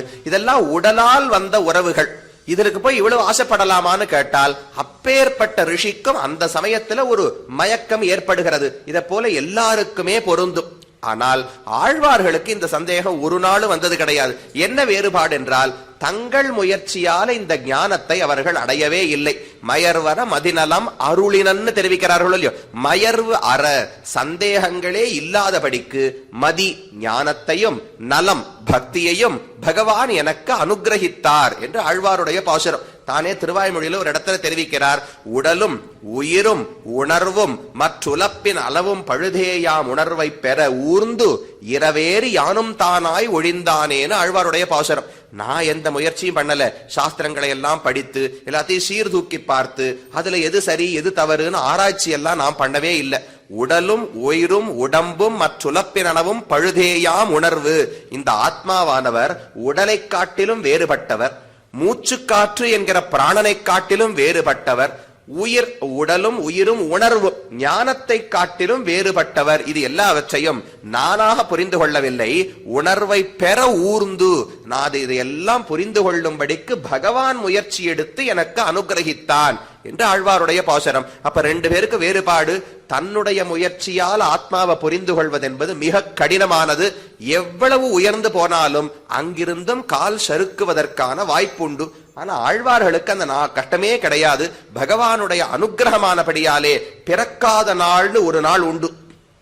அன்று வரைக்கும் ஆத்ம பரமாத்ம ஞானம் இருக்கவில்லை. அந்த ஞானம் எப்போது கிடைத்ததோ, பிறந்து விட்டேன் என்று சொன்னால் பிறந்த பின் மறந்திலேன், திரும்ப சறுக்கி ஆழ்வாராக ஆவதற்கு முன்னால் தொண்டடிப்பொடி ஆழ்வாருக்கு எத்தனையோ சரித்திரம் யௌவனத்தில் உண்டு. கலியன் எத்தனையோ திருட்டு முதலானவற்றை செய்கிறார், அவர் அப்பவும் பண்ணார். அதற்கு பிறகும் மதில் கட்டுவதற்காக புத்த விகாரத்துக்கு போய் திருடிண்டு வந்தார். வைதிகமான காரியத்துக்காக. அவர் முதல்ல திருடினதும் பாகவத தரியாரானதுக்காக, பிற்பாடு திருநதும் மதில் கற்ற கைங்கரியத்துக்காக. நாம வேடிக்கையா சட்டுன்னு உலகத்துல சொல்லிடுவா, இங்கேயானு பக்கத்துல ஒரு திருட்டு நடந்திருக்குன்னு வச்சுங்களேன், அங்க திருமங்கை ஆழ்வார் கைங்கரியமான்னு வழக்கத்துல நாமே சொல்லிடுறோம். திருமங்கை ஆழ்வார் கொள்ளையடிக்குது பணத்துக்காகவா கொள்ளையடிச்சார்? மதில் கட்டுவதற்காகவும் ததியாராதனத்துக்காகவும் அவர் கொள்ளையடித்தது. என்ன பண்ணாலும் இது எல்லாமே ஆழ்வாரான பிறகு மாறிவிட்டதொல்லியோ. அப்ப முன்னால் ஆழ்வார்களுக்கு இந்த சறுக்கல் இருந்தாலும் ஞானம் பிறந்த பின்பு சறுக்கினார்கள்னு எங்குமே சரித்திரம் கிடையாது. ஆனா ரிஷிகளுக்கு அத போல பல இடங்கள்ல சரித்திரம் உண்டு. அதனால்தான் ஆழ்வார், அன்று நான் பிறந்திலே, என்றைக்கு ஞானம் எனக்கு இருக்கவில்லையோ அப்ப நான் இருந்ததாகவே கருதவில்லை. தர்மசூத்திரங்கள் தர்மசாஸ்திரங்கள் சொல்லுகின்றன. ஒருத்தனுக்கு உபநயன சம்ஸ்காரம் பண்ணி ஒரு ஆச்சாரியனிடத்தில் அனுப்புகிறோம் இல்லையோ, அவருக்கு அது இரண்டாவது பிறவின்னு கௌதமர் சொல்லுகிறார். தத்விதீயம் ஜன்ம தத் யஸ்மாத் ச ஆச்சாரியா என்று கௌதமருடைய தர்மசூத்திரம். இது அவனுக்கு த்விஜன் பிராமணனுக்கு பெயர் உண்டு. த்வி இரண்டு முறை, ஜ ஜாயத்தே பிறக்கிறான், அதனால த்விஜன். இதே பெயர் பறவைகளுக்கும் உண்டு. ரெண்டு பிறவி பறவைகளுக்கு உண்டு. முதல்ல ஒரு முட்டையா பிறக்கிறது, அதுக்கப்புறம் அதுல இருந்து குஞ்சு பொறிச்சு வெளியில வருதோ இல்லையோ, அதனால ரெண்டு பிறவி பறவைகளுக்கும் உண்டு. நமக்கும் ரெண்டு பிறவி, உடல் பிறவி என்று உண்டு, உயிர் பிறவி, ஆத்மா ஞானத்தை பெற்று பிறக்கக்கூடிய பிறவி. அப்ப ரெண்டு தந்தை இருக்கணுமே. முதல் பிறவிக்கு உடல் பிறவிக்கு ஒரு தந்தை இருக்க வேண்டும். அவர் இந்த உடலை கொடுத்த தந்தை, ஜனயிதா பிதான்னு சொல்றோம். அடுத்தது ஞானத்தை கொடுத்தாரே, தத் யஸ்மாத் ச ஆச்சாரியா, அந்த ஞான பிறவியை யார் கொடுக்கிறாரோ அவருக்குத்தான் ஆச்சாரியன் என்று திருநாமம். அவர்தான் இன்னும் சிறந்த பிதாவாம். ரெண்டு பேருமே தந்தை ஸ்தானத்துலதான் இருக்கிறார்கள். உத்பாதக பிரம்மதாத்ரோஹோ கரியான் பிரம்மதப் பிதா என்று சொல்லுகிறது சாஸ்திரம். ஒருத்தர் உடலை கொடுத்தவர், அவரிடத்துல நன்றியோடு இருக்கலாம். உடல் இருந்தால்தான் மேல சரணாகதியையோ பக்தி யோகத்தையோ பண்ணி வைகுந்தம் அடைய முடியும் என்று. ஆனா அவர் அதுக்கு மேல எந்த உதவியும் பண்ண முடியாது. ஆத்மாவின் உஜ்ஜீவனத்துக்கு அவர் எந்த வழியும் கொடுக்கவில்லை. ஆச்சாரியன் தானே அதற்கு வழிவகுக்கிறார். அப்ப உத்பாதகன் உடல் பிறவிக்கு காரணமான தந்தை, பிரம்ம தாதா, பிரம்மத்தையே எனக்கு கொடுத்து ஞானத்தை ஊட்டின தந்தை. இந்த ரெண்டு பேருக்குள்ளே கரியான் பிரம்மதப் பிதா, பிரம்மத்தை கொடுத்த தந்தைக்குத்தான் சிறப்பு அதிகம் என்று சாஸ்திரம் சொல்லுகிறது. இதை எங்க தெரிவிக்கிறார்னால் பராசர பட்டருடைய ஒரு ஸ்லோகம், வந்தே கோவிந்த தாத்தௌ என்று தன்னுடைய சஹஸ்ரநாம பாஷ்யத்தினுடைய தொடக்கத்திலே மங்கள ஸ்லோகத்துல ஒரு இடத்துல குறிப்பிடுகிறார். வந்தே வணங்குகிறேன். யாரை? கோவிந்த தாத்தௌ. கோவிந்தர்னு சொன்னா தன்னுடைய ஆச்சாரியனான எம்பார். தாத்தஹா அப்படின்னா தகப்பனார், குரத்தாழ்வான் தகப்பனார், ரெண்டு பேரையும் வணங்குகிறேன்னு தெரிவித்தார். அப்ப பிறவியை கொடுத்த தகப்பனாரையும் வணங்குகிறார், ஞானத்தை கொடுத்த எம்பாரையும் வணங்குகிறார். ஆனா இந்த ஸ்லோகத்துல ஒரு குறை இருக்கு. இந்த ஸ்லோகத்தை அப்படியே கொண்டு போய் கொடுத்தா சற்று சம்ஸ்கிருத வித்வான் இடத்துல கொடுத்தோம்னால் தப்பா பாடியிருக்காருன்னு சொல்லிடுவா. ஏன்னா கோவிந்த தாத்தவுன்னு இருக்கிறதோ இல்லையோ, அதுல சம்ஸ்கிருதத்துல ஒரு நியதி உண்டு. ரெண்டு சொற்கள் சேரும் போது எந்த சொல்லில் உயிர் எழுத்துக்கள் குறைவாக இருக்கின்றனவோ அதுதான் முதல்ல வரணும். அல்ப அச்சுதரம் பூர்வம்னு தெரிவிப்பார்கள். அச்சுனா உயிரெழுத்து. எந்த சொல்லில் உயிரெழுத்துக்கள் குறைவாக இருக்கின்றனவோ அந்த சொல்லைத்தான் முதல்ல வைக்க வேண்டும். இப்ப ரெண்டு சொற்கள் கோவிந்த, 3 உயிரெழுத்து இருக்கா? தாத்த 2 உயிரெழுத்து தானே இருக்கு. அப்ப எப்படி சமாசம் பண்ணணும்னால் வந்தே தாத்த கோவிந்தௌ அப்படின்னு தான் பராசர பட்டர் பாடி இருக்கணும். ஏன்னா தாத்த என்பது சின்ன சொல், கோவிந்த பெரிய நிறைய உயிரெழுத்துக்கள் இருக்கிற சொல். அப்ப கோவிந்த தாத்தவுன்னு சேரக்கூடாது, தாத்த கோவிந்தவுன்னு சேர்ந்து இருக்க வேண்டும். அப்ப எப்படி இப்படி பண்ணார்னால் அதுக்கு ஒரு அபவாதம் இருக்கு. இது பொதுவான விதி. விதிக்கு ஒரு விதி விலக்கு இருக்கணுமோ இல்லையோ. பொதுவா குறைந்த உயிரெழுத்துக்கள் இருக்கிற வார்த்தை முன்னாடி வரணும். ஆனால் ரெண்டு பொருள்களுக்கு நடுவிலே ஏதோ ஒரு பொருளுக்கு உயர்வு அதிகம்னு வச்சுப்போம், இன்னொன்னு கொஞ்சம் தாழ்ந்ததுன்னு வச்சுப்போம். அப்ப உயர்ந்த பொருளைத்தான் முதல்ல சொல்லி தாழ்ந்த பொருளை ரெண்டாவது சொல்லணும்னு சம்ஸ்கிருதம் சொல்லுகிறது. அபியர்ஹிதம் பூர்வம்னு அதுக்கு வேற ஒரு சூத்திரம் பாணினி அமைத்திருக்கிறார். அதன்படி பார்த்தால் எனக்கு தாத்தர் தகப்பனார் பண்ண உதவி அதிகமா, கோவிந்தர் எம்பார் பண்ண உதவி அதிகமான பராசர பட்டர் பார்த்து கண்டிப்பா எம்பார் தான் என்னுடைய ஆத்மோஜீவனத்துக்கு வழி பண்ணிருக்கார். அப்ப முதல்ல அவர் பேரத்தான் சொல்லணும். அவர் அபியர்ஹிதர். தகப்பனாரான குரத்தாழ்வானை விட ஞானப்பிரதனான எம்பார் உயர்ந்தவர். அதனால கோவிந்தன்னு முதல்ல சொல்லி தாத்தன்னு பிற்பாடு சொல்லுகிறாராம். அதனால இது பொருந்தும்னு தெரிவிப்பார்கள். இதுக்கு சொல்ல வந்தேன், ஞானத்தை கொடுக்கிற ஆச்சாரியன் தான் உயர்ந்தவர். அப்ப தானா என்ன தெரிகிறது? ஞான பிறவிதான் உயர்ந்தது. அன்று நான் பிறந்திலேன், ஞானம் பிறப்பதற்கு முன்னால் அசத்தாக பொருளல்லாமல் இருந்தேன். பல இடங்கள் ஆழ்வார் பாசுரத்தையும் பார்க்கலாம். பொருளல்லாத என்னை பொருளாக்கி அடிமை கொண்டாய், என்னை புவியில் ஒரு பொருளாக்கி மருள் சுரந்த முன்னை பழவினை வேறெடுத்து ராமானுசுத்தந்தாதியில பார்க்கிறோம், ஆழ்வார் பாசுரங்கள்ல பார்க்கிறோம். வஸ்துதாம் உபயாதோகம் யாமுனேயம் நமாமிதம். யாமுனாச்சாரியருடைய திருமேனியை தியானித்து அவர் திருவடிகளை தியானித்ததால் தான் ஒரு பொருளாகவே இல்லாமல் இருந்த நான் இன்றைக்கு பொருளாக ஆகியிருக்கிறேன்னு சுவாமி ராமானுஜர் தன்னுடைய கீதா பாஷ்யத்தின் தொடக்கத்தில் தெரிவிக்கிறார். அதே அர்த்தம்தான். பொருளாக இல்லாமல் எப்படி இருக்க முடியும்? அப்ப ஆத்மா இல்லாமல் இருந்தாரா? ஒரு நாள் உண்டானாரான்னு கேட்டால் அப்படி கிடையாது. ஞானம் இல்லாமல் இருந்தோம். அப்ப வஸ்துவாகவே இல்லை, பொருளாகவே இல்லைன்னு அர்த்தம். என்னைக்கு ஞானத்தை கொடுத்தார்களோ அன்றுதான் பிறந்தேன், அன்றுதான் வஸ்துவாக ஆனேன். பொருளல்லாத என்னை பகவான் பொருள் ஆக்கினார், ஆச்சாரியன் பொருள் ஆக்கினார்னு பொருள் கொள்ள வேண்டும். அன்று நான் பிறந்திலேன், பிறந்த பின் மறந்திலேன். இது ஆழ்வார்களுக்கு மட்டும் இருக்கிற ஏற்றம். எந்த ஒரு உயர்வை அடைந்தாலும் அதிலிருந்து சறுக்கி விடுவதற்கு வாய்ப்புண்டு. நம்முடைய முயற்சியால் அந்த உயரத்தை எட்டி இருந்தால், நான் ஒண்ணும் முயற்சி பண்ணல சுவாமி, ஒரு பெரிய ஒரு கழுகு என்னை பிடிச்சு நேர கொண்டு போய் மலை உச்சியில் நிறுத்தி வச்சுடுத்துனால் நான் கட்டமே பட வேண்டாமே. நானா கஷ்டப்பட்டு ஏறணும்னா உடல் வலி இருக்கும், ஏதோ ஒண்ணு இருக்கும். ஒரு கழுகோ பெரிய ஒரு யந்திரம், இப்பெல்லாம் யந்திரம் இருக்கும் இல்லையோ, 30வது மாடிக்கு ஏறணும்னாலும் யந்திரத்துல ஏறி பொத்தான அழுத்தினோம்னா கடகடன்னு மேல கொண்டு போயிட போறது. எனக்கு கால் வலிக்க போறதா முதுகு வலிக்க போறதா ஒண்ணும் கிடையாது. அத போல பகவான் நேர மேலே ஏற்றி வைத்தான் ஆழ்வார்களை. அதனால பிறந்த பின் மறந்திலேன். இப்ப என்னாச்சு? நின்னதும் இருந்ததும் கிடந்ததும் என் நெஞ்சுளே. இப்ப நீங்க திருப்பாடகத்துக்கு போனா பெருமாளை சேவிக்க முடியாது, ஊரகத்துக்கு போனா பெருமாள் கதவு சாத்திருப்பார், உள்ள படுத்துட்டே இல்ல, எல்லாரும் காலி செய்து விட்டு என்னுடைய உள்ளத்துக்குள்ளே வந்து விட்டார்கள் என்று ஆழ்வாருடைய பாசுரம். அப்ப இதுதான் பிறவி. உடல் பிறவியை விட உயிர் பிறவிக்குத்தான் பெருமை அதிகம். அந்த உயிர் பிறவி எப்படி இருக்க வேண்டும்? தாஸ்ய அனுகுணமான ஜன்மமிரே ஜன்மமாவது என்று பெரியவாச்சான் பிள்ளை தெரிவிக்கிறார். ஒருவனுடைய தாஸ்யம், சேஷத்துவம். ஞானம் கொடுக்கணும்னா மத்த ஞானத்தை பற்றி இந்த இடத்துல பேச்சு கிடையாது. இந்த ஆத்மா பரமாத்மாவுக்கே தொண்டன். வேறு யாரு, நான் எனக்காகவும் வேலை பார்க்க கூடாது. என்னுடைய குறிக்கோள் என்னை மகிழ்வித்துக் கொள்வது அல்ல. பகவானுக்கு நான் தொண்டன். அவனுக்கு ஏதோ ஒரு விதத்தில் என்னால ஒரு ஆனந்தத்தை ஏற்படுத்த முடியுமான்னு பார்க்கணும். சேஷத்துவம் சேஷத்துவம்னு சொல்றோமே, அப்படின்னா என்ன? சேஷத்துவம் என்கிற சொல்லுக்கு பொருள் என்னன்னு பார்த்தால், நான் என்னுடைய முயற்சிகள் அனைத்தாலும் எனக்கு யார் சேஷி, யார் எனக்கு ஆண்டானோ அவனுக்கு ஏதாவது ஒரு நன்மை ஏற்படுத்த முடியுமான்னு பார்க்க வேண்டும். உலகத்திலேயே அப்படித்தானே. ஒரு முதலாளி இடத்துல வேலை பார்க்கிறோம், என்ன பண்றோம்? என்னுடைய வேலை, என்னுடைய புத்தியை பயன்படுத்தி அவர் ஏதோ இந்த ஒரு நிறுவனம் இந்த கைங்கரியங்களை, இந்த காரியங்களை பண்ணணும்னு ஒரு பார்வை வச்சிருப்பாரோ இல்லையோ, அவருடைய முன்னேற்றத்துக்கு என்னால ஏதாவது உதவி செய்ய முடியுமா? அது ஊதியத்துக்காக இருக்கலாம், தொண்டாக இருக்கலாம். எனக்கு யாரு சேஷி தலைவன் நினைக்கிறேனோ அவனுக்கு ஒரு நன்மை ஏற்படுத்த முடியுமான்னு பார்ப்பதுதானே ஒரு வேலைக்காரன் அடிமைக்கான வேலை. பகவானிடத்துல அது ஒரே ஒரு கட்டம் இருக்கு. நாம் புதுசா எந்த நன்மையும் அவருக்கு ஏற்படுத்தவே முடியாது. அவர் பாவம் பணங்காசே இல்லாமல் இருக்கார், நான் சம்பாதிச்சு கொடுக்க முடியுமா? அவர் உபய விபூதிக்கு நாதன் கிடையாது.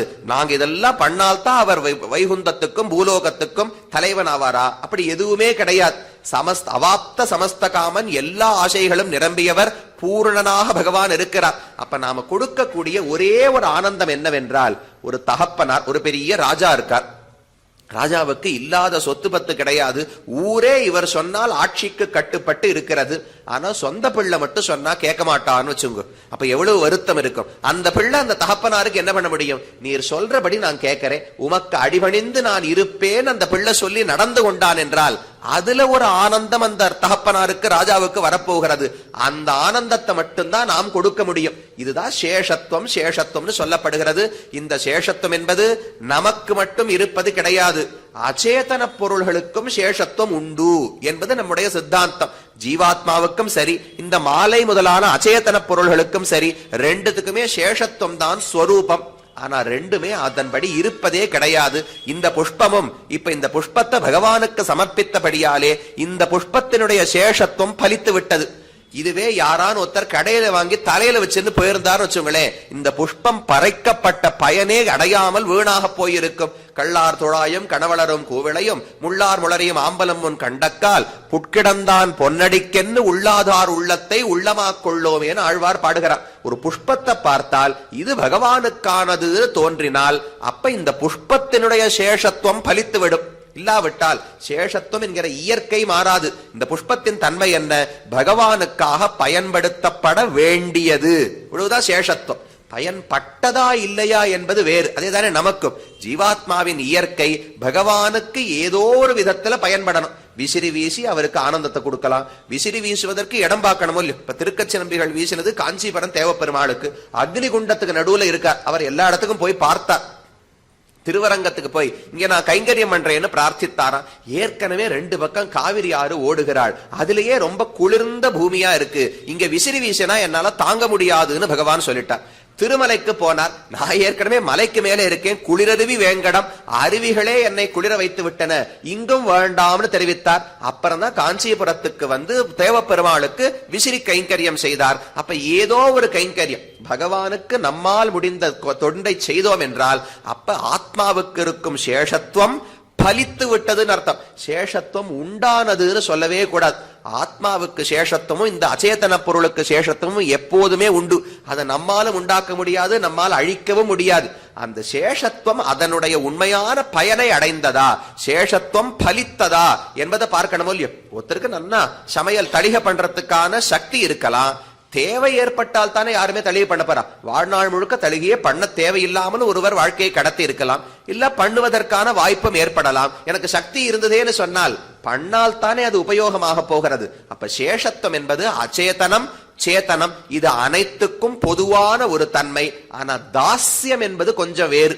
தாசன்னு சொல்லிக் கொள்வதை ஞானமுடைய ஒருத்தர் தான் சொல்ல முடியும். இந்த புஷ்பத்தால நான் சேஷபூதன்னு சொல்ல முடியுமே தவிர நான் தாசன்னு சொல்ல முடியாது. ஏன்னா தாசன்னு சொல்லணும்னால் சேஷபூதனாக இருக்கணும், ஞானமுடையவராக இருக்கணும். தாசன் என்பவர் தான் யோசித்து தன்னுடைய சுவாமிக்கு என்ன நல்லது பண்ணலாம்னு முடிவு செய்து செயல்பட வேண்டும். அது இந்த புஷ்பத்தால முடியாது. இந்த புஷ்பம் அதனுடைய எஜமானனுடைய பொறுப்பிலே இருக்கிறது. அவர் பணம் கொடுத்து வாங்கினவர் பெருமாளுக்கு சமர்ப்பித்தார்னால் புஷ்பத்துக்கு நன்மை, பணம் கொடுத்து வாங்கினவர் தன் தலையிலேயோ தோல்லையோ போட்டார்னால் புஷ்பத்துக்கு பாக்கியம் கிடையாது. இவ்வளவுதான் புஷ்பத்தினுடைய பாக்கியம். ஆனால் நமக்கோ நம்முடைய உண்மையை புரிந்து கொண்டு எது சரி தவறுன்னு தெரிந்து கொண்டு நான் தாசன் என்று உணர்ந்து பகவானுக்கு கைங்கரியம் பண்ற வாய்ப்பு இருக்கு. அதனால தாஸ்யம் என்பது கொஞ்சம் வேறு. சேஷத்துவம் என்பது அச்சேதனம் சேத்தனம் ரெண்டுத்துக்கும் பொது. தாஸ்யம் என்பது ஜீவாத்மாவுக்கு இருக்கக்கூடிய பண்பு. அந்த தாஸ்யத்துக்கு அனுகுணமாக என்ன பிறவி இருக்கிறதோ அதுதான் சிறந்த பிறவி என்று குலசேகர ஆழ்வாருக்கு எண்ணம். கொல்லிநகர்கோன் குலசேகரன் பிறப்பால் நல்லவர்கள் கொண்டாடும் நாள்னு ஏன் சொல்றார்னால், குலசேகர ஆழ்வார் தனக்கு உயர்ந்த பிறப்பாக கருதினது சேர குலத்திலே பிறந்த பிறப்பையே அல்ல. இந்த பிறப்பு எனக்கு வேண்டாம்னு தெரிவிக்கிறார். கீழே 3 திருமொழிகள் அர்த்தம் பார்த்தோம் இல்லையோ. முதல் திருமொழி இருளிரிய சுடர்மணிகள் பகவானிடத்துல பக்தியை சொன்னார். 2வது தேட்டரும் திரள் தேரனை பாகவதர்களிடத்தில் பக்தியை சொன்னார். 3வது மெய்யில் வாழ்க்கையை உலகத்துல வைராக்கியம் இருக்குன்னு காட்சிட்டார். உடனே ஆழ்வார் என்ன நினைச்சார், முடிஞ்சு போச்சு, பகவானிடத்துல பக்தி இருக்கு, பக்தர்களிடத்துல பக்தி இருக்கு, வைராக்கியம் இருக்குன்னு சொல்லிட்டேன், அடுத்த நிமிஷம் இந்த உடல் விழுந்துரும் வைகுந்தத்துல இருப்போம்னு ஆழ்வார் நினைச்சார். அப்படியெல்லாம் உடல் போவதாகவே இல்லை, இன்னும் உலகத்திலேயேதான் வாழ்ந்து கொண்டிருக்கிறார். என்ன தப்பு பண்ணிருக்கோம்? ஏதோ ஒரு இடத்துல குறை இருந்திருக்கிறது. பகவான் இடத்துல குறையா என்னிடத்துல குறையான்னு யோசித்தார். பகவான் குறை சொல்லுவதற்கு வழியே கிடையாது. அவர் காத்துன்னு இருக்கார். எவரான ஒரு பக்தர் வருவாரான்னு காத்து கொண்டு பகவான் இருக்கிறார். அப்ப அவரிடத்தில் குற்றம் இருக்க முடியாது, என்னிடத்தில் தான் ஏதோ ஒரு குற்றம் இருக்க வேண்டும் என்று சுய பரிசோதனை பண்ணி பார்க்கிறார் ஆழ்வார். அப்பதான் தெரிஞ்சது, ஓ பகவான் இப்படி நினைத்து கொண்டிருப்பான் போலும். எனக்கு உலகத்துல வைராக்கியம் இருக்குன்னு சொல்லிட்டேன், அவரிடத்துல ஆசை இருக்குன்னு சொல்லிட்டேன். ஆனால் நான் பெரிய ராஜாவாக பிறந்திருக்கிறேன். ராஜான்னு சொன்னா நிறைய சுக போகங்கள் எல்லாம் அனுபவித்துக் கொண்டிருப்பேன். அதனால ஆழ்வாருக்கு இந்த பிறவி முடியும் வரை இந்த சுகங்களை எல்லாம் அனுபவித்து விட்டு அதற்கு பிறகு வைகுந்தம் வர வேண்டும்னு ஆசை என்று பகவான் நினைத்துக் கொண்டு விட்டாராம். ஐயோ அது தப்பாச்சே, எனக்கு இப்பவே இந்த பிறவியில் ஆசையே கிடையாது, இந்த ராஜாவாக இருக்கும் நிலையில் எனக்கு ஆசை இல்லை. எந்த பிறவியை எடுத்தால் உனக்கு கைங்கரியம் செய்ய முடியுமோ அந்த பிறவிதான் எனக்கு ஆசைப்படும் பிறவி என்று பகவானிடத்தில் அறிவிக்க வேண்டுமே. அதை சொன்னாதான் உடனே உயிர் போய் வைகுந்தத்துக்கு அடைய முடியும்.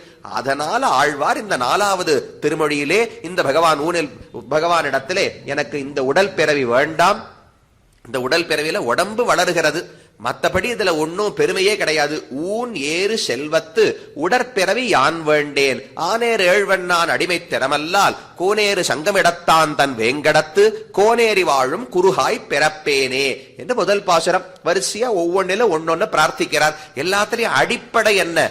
இந்த உடலால் வரக்கூடிய பிறவி எனக்கு முக்கியமே கிடையாது.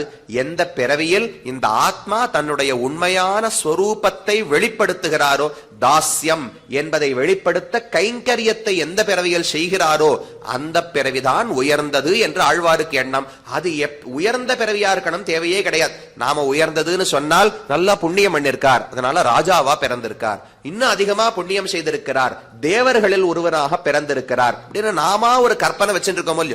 இந்த உலகத்தில் புண்ணியம் செய்தால் இந்தந்த பிறவிகள் கிடைக்கும், பாபம் செய்தால் ஒரு புழுவாகவோ பூச்சியாகவோ பட்சியாகவோ மரமாகவோ இதெல்லாம் பாப யோனிகள் என்று சொல்லப்படுகின்றன. நல்ல புண்ணியங்களை பண்ணானா மனுஷர்கள் அதுக்கு மேல இருக்கிற பிறவி கிடைக்குமா? யாரெல்லாம் பாபத்தை செய்கிறார்களோ விலங்குகள் தாவரங்கள் முதலான பிறவிகள் கிடைக்கும். இது கர்மத்தால் ஏற்படக்கூடிய பிறவி. இந்த பிறவி எனக்கு முக்கியம் அல்ல என்று ஆழ்வார் தெரிவிக்கிறார். எந்த பிறவியில் உனக்கு கைங்கரி செய்யும் பாக்கியம் எனக்கு கிடைக்குமோ அதுதான் பிறவி. மற்றபடிக்கு ஊன் ஏறு செல்வத்து உடற்பிறவி. இந்த உடற்பிறவியில எது தெரியுமா பெரிய செல்வம்னு மக்கள் நினைக்கிறார்கள்? ஊன் ஏறு, உடம்புல நன்னா சாப்பிட்டு சாப்பிட்டு மாம்சம் சதை ஏறுகிறது, பருத்து கொண்டே உடல் போகிறது, இதத்தான் செல்வம் என்று மக்கள் கருதுகிறார்கள். அந்த உடல் பிறவியில் எனக்கு ஆசையே வேண்டாம், ஊனேறு செல்வத்து உடற்பிறவி யான் வேண்டேன். அப்ப என்ன வேணும்?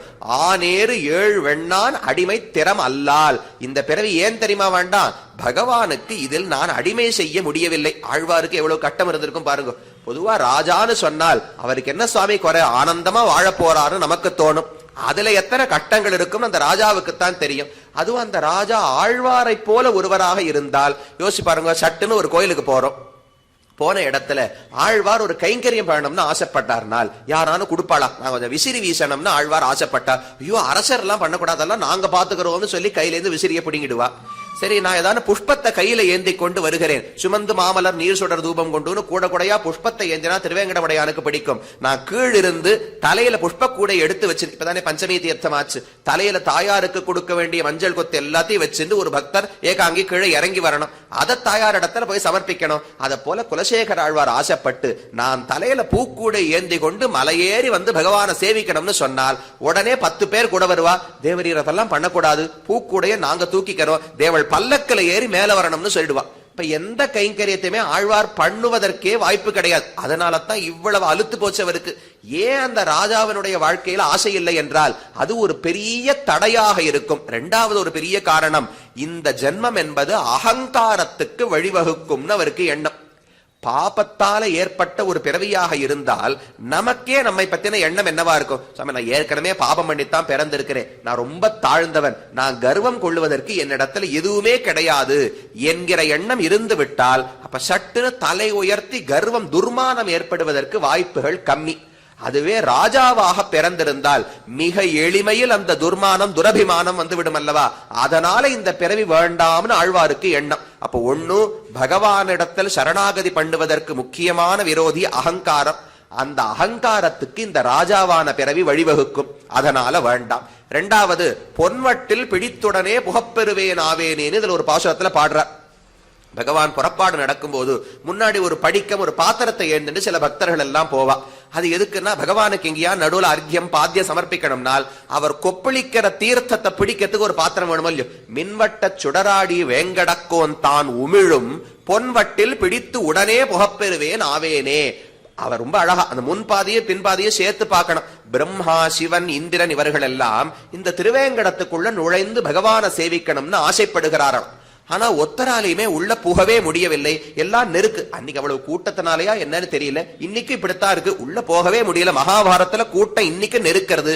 அன்னைக்கும் பிரம்மாவுக்கும் ருத்ரனுக்கும் இந்திரனுக்கும் கூட்ட நெரிசல், இவர்களுக்குள்ள போட்டியாலே யாராலையுமே உள்ள வாசலுக்குள்ள நுழைந்து திருவேங்கடமுடையான சேவிக்க முடியலையா. ஆழ்வார் சொன்னார், ஐயோ பாபாவாளுக்கு சூக்ஷ்மமே தெரியல. இப்பவும் நாம பண்ணுவோம் இல்லையோ, எங்கேயான ஒரு நாள் திருமலைக்கு போவோம், நாளன்னைக்கு கார்த்தால நமக்கு சேவை, இந்த 300 ரூபாய்க்கு ஏதோ ஒரு சீத்து வாங்கிட்டோம்னா நாளன்னைக்கு கார்த்தால நமக்கு சேவைன்னு சொல்லிடுவா. அது வரைக்கும் அந்த ஊர்ல உட்காந்து என்ன பண்றதுன்னு சந்தேகத்தோட இருப்போம். திடீர்னு பார்த்தா இன்னைக்கு புனர்வசு ராமனுக்கு புறப்பாடுன்னு சொல்லுவா. அதுல ஒரு பாக்கியம் இருக்கு. பெருமாள் சுத்தி வருவாரோ இல்லையோ, எப்படியானு முண்டி அடிச்சு உள்ள போய் அவரோட அந்த கோஷ்டி அருளி செயல் சேவாகாலம் இருக்குமே அந்த கோஷ்டியில சேர்ந்துட்டோம்னால் பெருமான் சரியா வாசல் சுவாமி புஷ்கரணியை தாண்டி வாசலுக்கு வருவார்.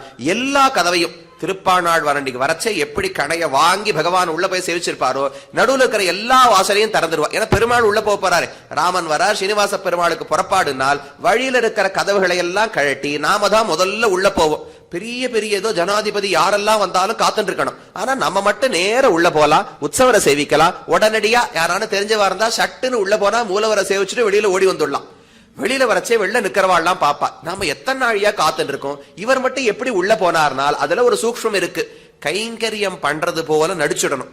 அந்த பாட்டு அன்னைக்கு ஏதோ ஒரு திவ்ய பிரபந்தம் பெருமாள் தமிழ் தான் சேவிப்பா. புனர்வசுக்கு போனோம்னா பெருமாள் தமிழ் சேவா காலம் இருக்கும். நமக்கு தெரியுமோ தெரியாதோ அந்த கோஷ்டியில போய் நின்றுடணும். அப்படித்தான் ஆழ்வார் சொல்றார், பொன் வேங்கடக்கோன் தான் உமிழும் பொன்வட்டில் பிடித்து உடனே புகப்பெருமேன் ஆவேனே. உடனேன்னு சொன்னா சடக்கெனு அர்த்தம் கிடையாது.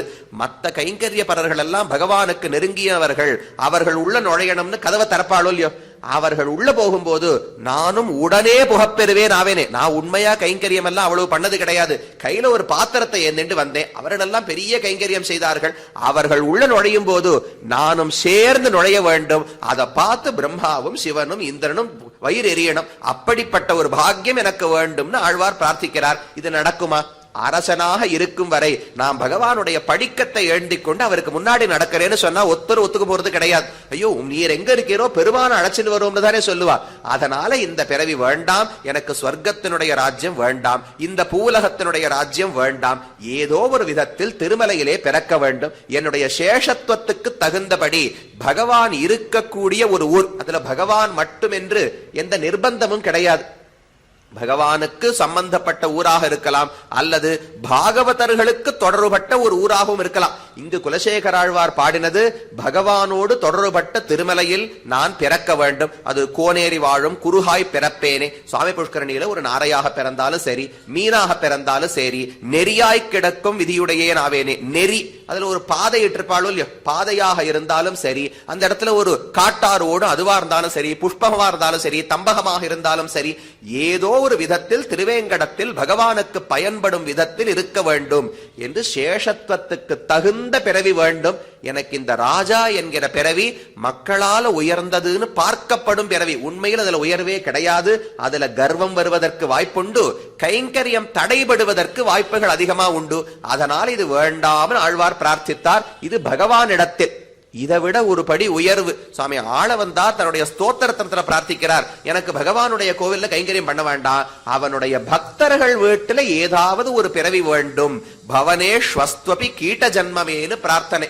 தவ தாஸ்ய சுகைக சங்கினாம் பவனே ஸ்வஸ்துவபி கீட்ட ஜன்மமே இதர அவசதேஷு மாஸ்மபூத் அபிமே ஜன்ம சதுர்முகாத்மனா என்று ஸ்தோத்திரத்துல பிரார்த்திக்கிறார். பகவானே, உன்னுடைய பக்தர்கள் தவ தாஸ்ய சுகைக சங்கினாம், யாரெல்லாம் உனக்கு தொண்டு செய்வதில் மட்டும் விருப்பம் உடையவர்களோ அந்த பக்தர்களுடைய பவனேஷு, அவர்கள் இல்லத்தில் அஸ்துவபி கீட்ட ஜன்மமே, அது ஒரு சின்ன புழுவாக பூச்சியாக பிறந்தா கூட பரவாயில்ல, அவர்களுடைய தொடர்பு இருந்துவிடும். அந்த தொடர்பு நமக்கு மோட்சத்தையே கொடுக்கும். இல்லையே வேண்டாமே, பிரம்மாவனுடைய பதவியை தரேன், உனக்கு இந்திரனுடைய பதவியை தரேன்னால் இதராவசதேஷு மாஸ்மபூத் அபிமே ஜன்ம சதுர்முகாத்மனா, என்னையே நான்முக கடவுளாக படைக்கிறேன்னு பகவான் சொன்னாலும் அந்த பிறவி எனக்கு வேண்டாம். எனக்கு பக்தனுடைய வீட்டில் ஒரு சின்ன புழுவான பிறவிதான் வேண்டும்னு பிரார்த்திக்கிறார். ஏன்னா ஏதோ ஒன்றாக இருந்து பக்தனுக்கு கைங்கரியம் பண்ணலாமோ இல்லையோ.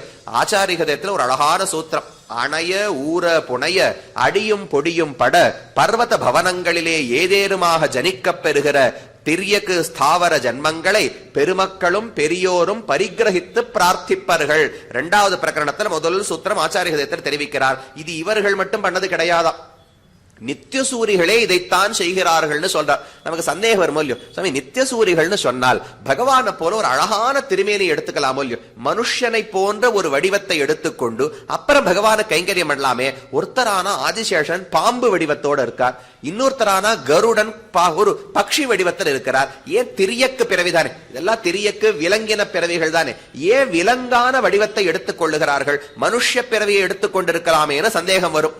அவர் தெரிவிக்கிறார், மனுஷனா இருந்தா என் மேல பகவான் எப்படி படுப்பார்? பாம்பா இருந்ததுன்னா படுக்கையாக இருப்பதற்கான எல்லா தகுதிகளும் உண்டாம். படுக்கைன்னு சொன்னா அழகா வெளுப்பா தூய்மையா இருக்கணும், படுத்துண்டா குளிர்ந்ததா இருக்கணும், மென்மையானதாக இருக்க வேண்டும், நல்ல நறுமணம் இருக்க வேண்டும். இந்த எல்லா பண்புகளும் எதுக்கு உண்டு? பாம்பினுடைய உடம்புக்கு தான் உண்டு. அப்ப ஆதிசேஷன் பகவானுக்கு படுக்கை ஆகணும்னால் அவர் நம்ம போல மனுஷ உடல் எடுத்துட்டான்னு வச்சுங்க. மனுஷ ஒருத்தரை படுக்க வச்சு மேல யாரானு படுத்து பார்த்திருக்கீங்களா? அதுவே பாம்பு படுத்துட்டு மேல பகவான் ஆனந்தமாக சயனித்துக் கொள்ளுகிறார். அணைவது அரவணமேல் பூம் பாவையாகம் புணர்வதுன்னு ஆழ்வாருடைய பாசுரம். மகாலட்சுமி தாயார அணைச்சுண்டா பகவானுக்கு எவ்வளவு ஆனந்தமோ, ஆதிசேஷன் பேர்ல படுத்துண்டா அதே ஆனந்தத்தை அடைகிறார்னு தெரிவிக்கிறார். அப்ப எவ்வளவு மெத்துன்னு இருக்கணும் அந்த படுக்க. அப்ப ஆதிசேஷனுக்கு எண்ணம் எந்த பிறவி எடுக்கிறோம் என்பது முக்கியம் கிடையாது. பாம்பாக இருந்தாலும் பகவான் அணைவதற்கு வசதியா இருக்கும்னா அதை நான் ஏற்றுக்கொள்ளுகிறேன். ஊர பகவானுக்கு வாகனம் வேண்டுமோ இல்லையோ, சிறகு இருக்கிற பட்சியா இருந்தா தான் வேகமா கொண்டு போக முடியும். ஒரு பிரகலாதனுக்கோ துருவனிடத்திலோ வேகமா அழைத்து செல்வதற்கு வாகனமா பட்சி இருந்தால் தானே பகவானை அழைத்து செல்ல முடியும். எல்லாரும் கொண்டாடுறா, பகவானை எவ்வளவு கொண்டாடுகிறார்களோ அதை போல அவருடைய வாகனத்தையும் அவருடைய ஆயுதங்களையும் கொண்டாடுவதுண்டு. அருளாழி புட்கடவீர் அவர் வீதி ஒரு நாள் என்று சொல்றோம் இல்லையோ, கருடனுக்கே அனுகிரகம் உண்டு, சுதர்சன சக்கரத்துக்கே அனுகிரகம் உண்டு. ஏன்னா பகவான் உதவ வரும்போது இவர்கள் தானே கூட வருகிறார்கள். அப்ப பக்ஷியாக இருந்து கைங்கரியம் பண்ண முடியும்னா கருடனுக்கு தயார். அணைய ஊர புனைய, திருத்துழாய் மாலை தரித்திருக்கிறாளே ஒரு நித்தியசூரி திருத்துழாயாக வடிவம் எடுத்துக் கொண்டிருக்கிறார். என்ன ஆசையில்? என்ன போய் பகவான் திருமார்புல அணிந்துக்க போறார். இந்த பாக்கியத்தை யாரால நினைச்சு பார்க்க முடியும்? மனுஷனாகவே இருந்தால் அதுல சில சிக்கல்கள் உண்டு. சட்டுன்னு இப்ப ஒரு பூனை இருக்கு, முன்னாடியே தெரிவித்திருந்தேன், ஒரு கர்ப்ப கிரகம் இருக்கும். கர்ப்ப கிரகத்துல பெருமான சேவிக்கணும், அவர் அங்க இருப்பார், நாம 10 அடி தள்ளி நின்றுப்போம். நமக்கு ஆசையா இருக்கும், அந்த அர்ச்சகர் மட்டும் உள்ள போறாரே, நீங்கள் எல்லாம் உள்ள விட மாட்டேங்கிறாளே, உள்ள போய் கிட்டக்க சேவிச்சா எவ்வளவு நன்னா இருக்கும்னு தோணும். அந்த சமயம் பார்த்து நம்ம கண்ணில் ஒண்ணு படும், அவர் திருமேனி மேல அப்படியே ஒரு கரப்பாம்பூச்சி ஓடிட்டு இருக்கும். பக்கத்துல இருந்த ஒரு பூனை யாருகிட்டையும் கேட்க வேண்டாம், பூனை நேர கர்ப்பகத்துல போகும், பெருமான் பக்கத்திலேயே நிற்கும், திரும்ப வெளில வந்துடும். சபை பூனைக்கு கிடைக்கிற பாக்கியம் மனுஷனுக்கு கிடையாதானால் அதுக்கு அந்த பாக்கியம் இருக்கு. மனுஷனா பிறந்தா ஒரு தடை இருக்கிறதோ இல்லையோ, அத போல ஆழ்வாருக்கோ நித்தியசூரிகளுக்கோ எண்ணம் மனுஷனாக இருந்து கைங்கரியம் செய்ய முடியாமல் போவதை விட பாம்பாகவோ பக்ஷியாகவோ திருத்துழாயாகவோ இருந்தால் நெருக்கம் கிடைக்கிறதோ இல்லையோ, இது நித்தியசூரிகளுடைய நிலை. அணைய ஊர புனைய 3 சொன்னார். அடியும் பொடியும் பட, இது அடுத்த பிரார்த்தனை. அகம் கதம்போவா பூயாசம் குருந்தோவா யமுனா தட்டே என்று ஒரு ஸ்லோகம். அதே போல ஆசாமஹோ சரணேரேணு ஜுஷாமஹம் ஸ்யாத் பிருந்தாவனே கிமபி குல்ம லதௌஷதீனாம் என்று உத்தவர் கோபிகைகளுடைய பெருமையை பார்த்து பாடுகிறார். உத்தவருக்கு ஒரு எண்ணம், தான் தான் கிருஷ்ண பக்தர்களுக்குள்ளே மிகச் சிறந்தவர் என்று. ஒரு கண்ணன் உத்தவரை கோபிகைகளிடத்துல தூது அனுப்பினார். இவர் கோகுலத்தை விட்டு மதுரைக்கு வந்து விட்டார். வரும்போது நான் கவலைப்படாதீங்க திரும்ப வருவேன்னு பொய் சொல்லிட்டு தான் வந்திருக்கார். அந்த கோபிகைகள் கண்ணன் வரப்போகிறார் வரப்போகிறார்னு காத்து கொண்டிருந்தார்கள். உத்தவரை அழைத்து, நீர் கோபிகைகளிடத்துல போய் ஒரு செய்தி சொல்ல வேண்டும், எனக்காக தூது போக வேண்டும். என்ன செய்தி, என்ன ஆறுதல் சொல்ல முடியும்? கண்ணனை விட்டு பிரிந்து துன்பப்படுபவர்களுக்கு கண்ணன் வரப்போவதில்லைன்னு சொல்லுவது எப்படி ஆறுதலாக இருக்கும்னால், அதுக்கு இவர் ரொம்ப அழகா ஒரு விஷயத்தை யோசிச்சார். என்ன கண்ணன் தூது அனுப்பினார்னால், பெண்கள் கோபிகைகள் இடத்துல சொல்றார், பெண்களே எனக்கு வேற ஒன்னும் ஆசை கிடையாது, உங்க இடத்துல இருக்கிற காதல் இன்னும் வளரணும்னு நான் ஆசைப்படுறேன். காதல் எப்ப தெரியுமா வளரும்? கணவன் மணவாளன் காதலன் கூடவே இருந்தா காதல் வளராது, தள்ளி இருந்தால் தான் காதல் வளரும். அதனால உங்களை விட்டு பிரிஞ்சு நான் வந்திருக்கேன்னு இவர் செய்தி சொன்னார். ஏற்கனவே நொந்து போயிருப்பவர்களுக்கு இந்த கஷ்டம், பிரிவு என்பது உங்களுக்குத்தான் நல்லது, உங்கள் பக்தி வளருவதற்காகத்தான் நான் பிரிந்து வந்திருக்கிறேன்னு கண்ணன் செய்தி அனுப்பினார். உத்தவர் நாம தான் போய் அவர்களுக்கு நல்ல வார்த்தை சொல்லணும், கோபிகைகள் எல்லாம் என்னமோ கஷ்டப்படுகிறார்கள், நாம தான் சிறந்த கஷ்ட பக்தன் நினைச்சுன்னு கோகுலத்துக்கு போனார். அவர்களுடைய நடவடிக்கையெல்லாம் பார்த்த உடனே நாம ஒண்ணுமே இல்லை, இவர்கள் பக்தி மிக பெரியதுன்னு புரிஞ்சு இந்த ஸ்லோகத்தை சொல்றார். இவர்கள் கால்பட்ட தூசியா நான் இருந்திருந்தா பாக்கியம் பண்ணிருப்பேன். ஆசாமஹோ சரணரேணு ஜுஷாமஹம் ஸ்யாம். கீழே ஏதோ செடிகள் கொடிகள் எல்லாம் இருக்கும் இல்லையோ, இவர்கள் நடக்கும் போது தங்கள் திருவடிகளால் அந்த கொடியை மிதிச்சிருப்பாளே, அந்த கொடியா நான் பிறந்திருக்க மாட்டேனா? இந்த 2 பாம்சு அந்த துகள்களாக நான் பிறந்திருக்க மாட்டேனா? பிறந்திருந்தால் அந்த திருவடிகள் பட்டதனாலேயே மோட்சம் கிடைச்சிருக்கும். இல்ல ஒரு மரமா இருந்திருந்தால் பகவான் காளிங்க நர்த்தனம் பண்றது குதிக்கணும் இல்லையோ, மடுவுல குதிக்கிறதுக்காக ஒரு கதம்ப மரத்துல ஏறி குதிச்சார். அந்த கதம்பமா இருந்திருந்தா பகவான் திருவடி பட்டு இருக்கும். அப்ப அவர் திருவடியோ அவர் பக்தர்கள் திருவடியோ படும் என்றால் அந்த பிறவிதான் உயர்ந்த பிறவி. மனுஷ்ய பிறவி என்பது உயர்ந்ததுன்னு சொல்ல முடியாது. இது கோபிகைகள் புராணத்துல காட்டினது. அடியும் பொடியும் பட. அடுத்தது இவர்களை சொல்றார், பர்வத பவனங்களிலே. பர்வதம்னு சொன்னா திருமலை, பவனம்னு சொன்னா பக்தர்களுடைய இல்லங்கள். இந்த 2 இடத்திலும் ஏதேனுமாக ஜனிக்க பெறுகிற திரிய ஸ்தாவர ஜன்மங்களை, ஏதோ ஒரு பிறவி எம்பெருமான் பொன்மலமேல் ஏதேனுமாவேனேன்னு கடைசியில பாடினார் குலசேகர ஆழ்வார். அப்ப ஏதோ ஒன்று அவனோடு சம்பந்தப்பட்ட ஒன்றாக இருக்க வேண்டும், அவனுக்கு பயன்படும்படி விநியோகப்படும்படி என்னுடைய சேஷத்துவத்துக்கு தகுந்த பிறவியாக இருக்க வேண்டும் என்று ஆழ்வார் பிரார்த்தித்தார். அதை இந்த சூத்திரத்தில் தெரிவிக்கிறார். அதோட நிறுத்தல, அதுக்கு மேல ஒரு கேள்வி கேட்டுக்கொண்டு அடுத்த சூத்திரம் தான் இன்னும் உயர்ந்தது. சேஷத்துவ பகிர்பூத ஞானானந்த மயனையும் மதியாதார் தியாஜ்ய உபாதியை ஆதரியார்களே என்று ஒரு சூத்திரம் தெரிவிக்கிறார். என்ன கேட்கிறார்னால், சரி சுவாமி, ஜன்மம் எந்த ஜன்மத்துல கைங்கரியம் செய்யலாமோ அதுதான் உயர்ந்தது நீ சொல்றது புரியுறது.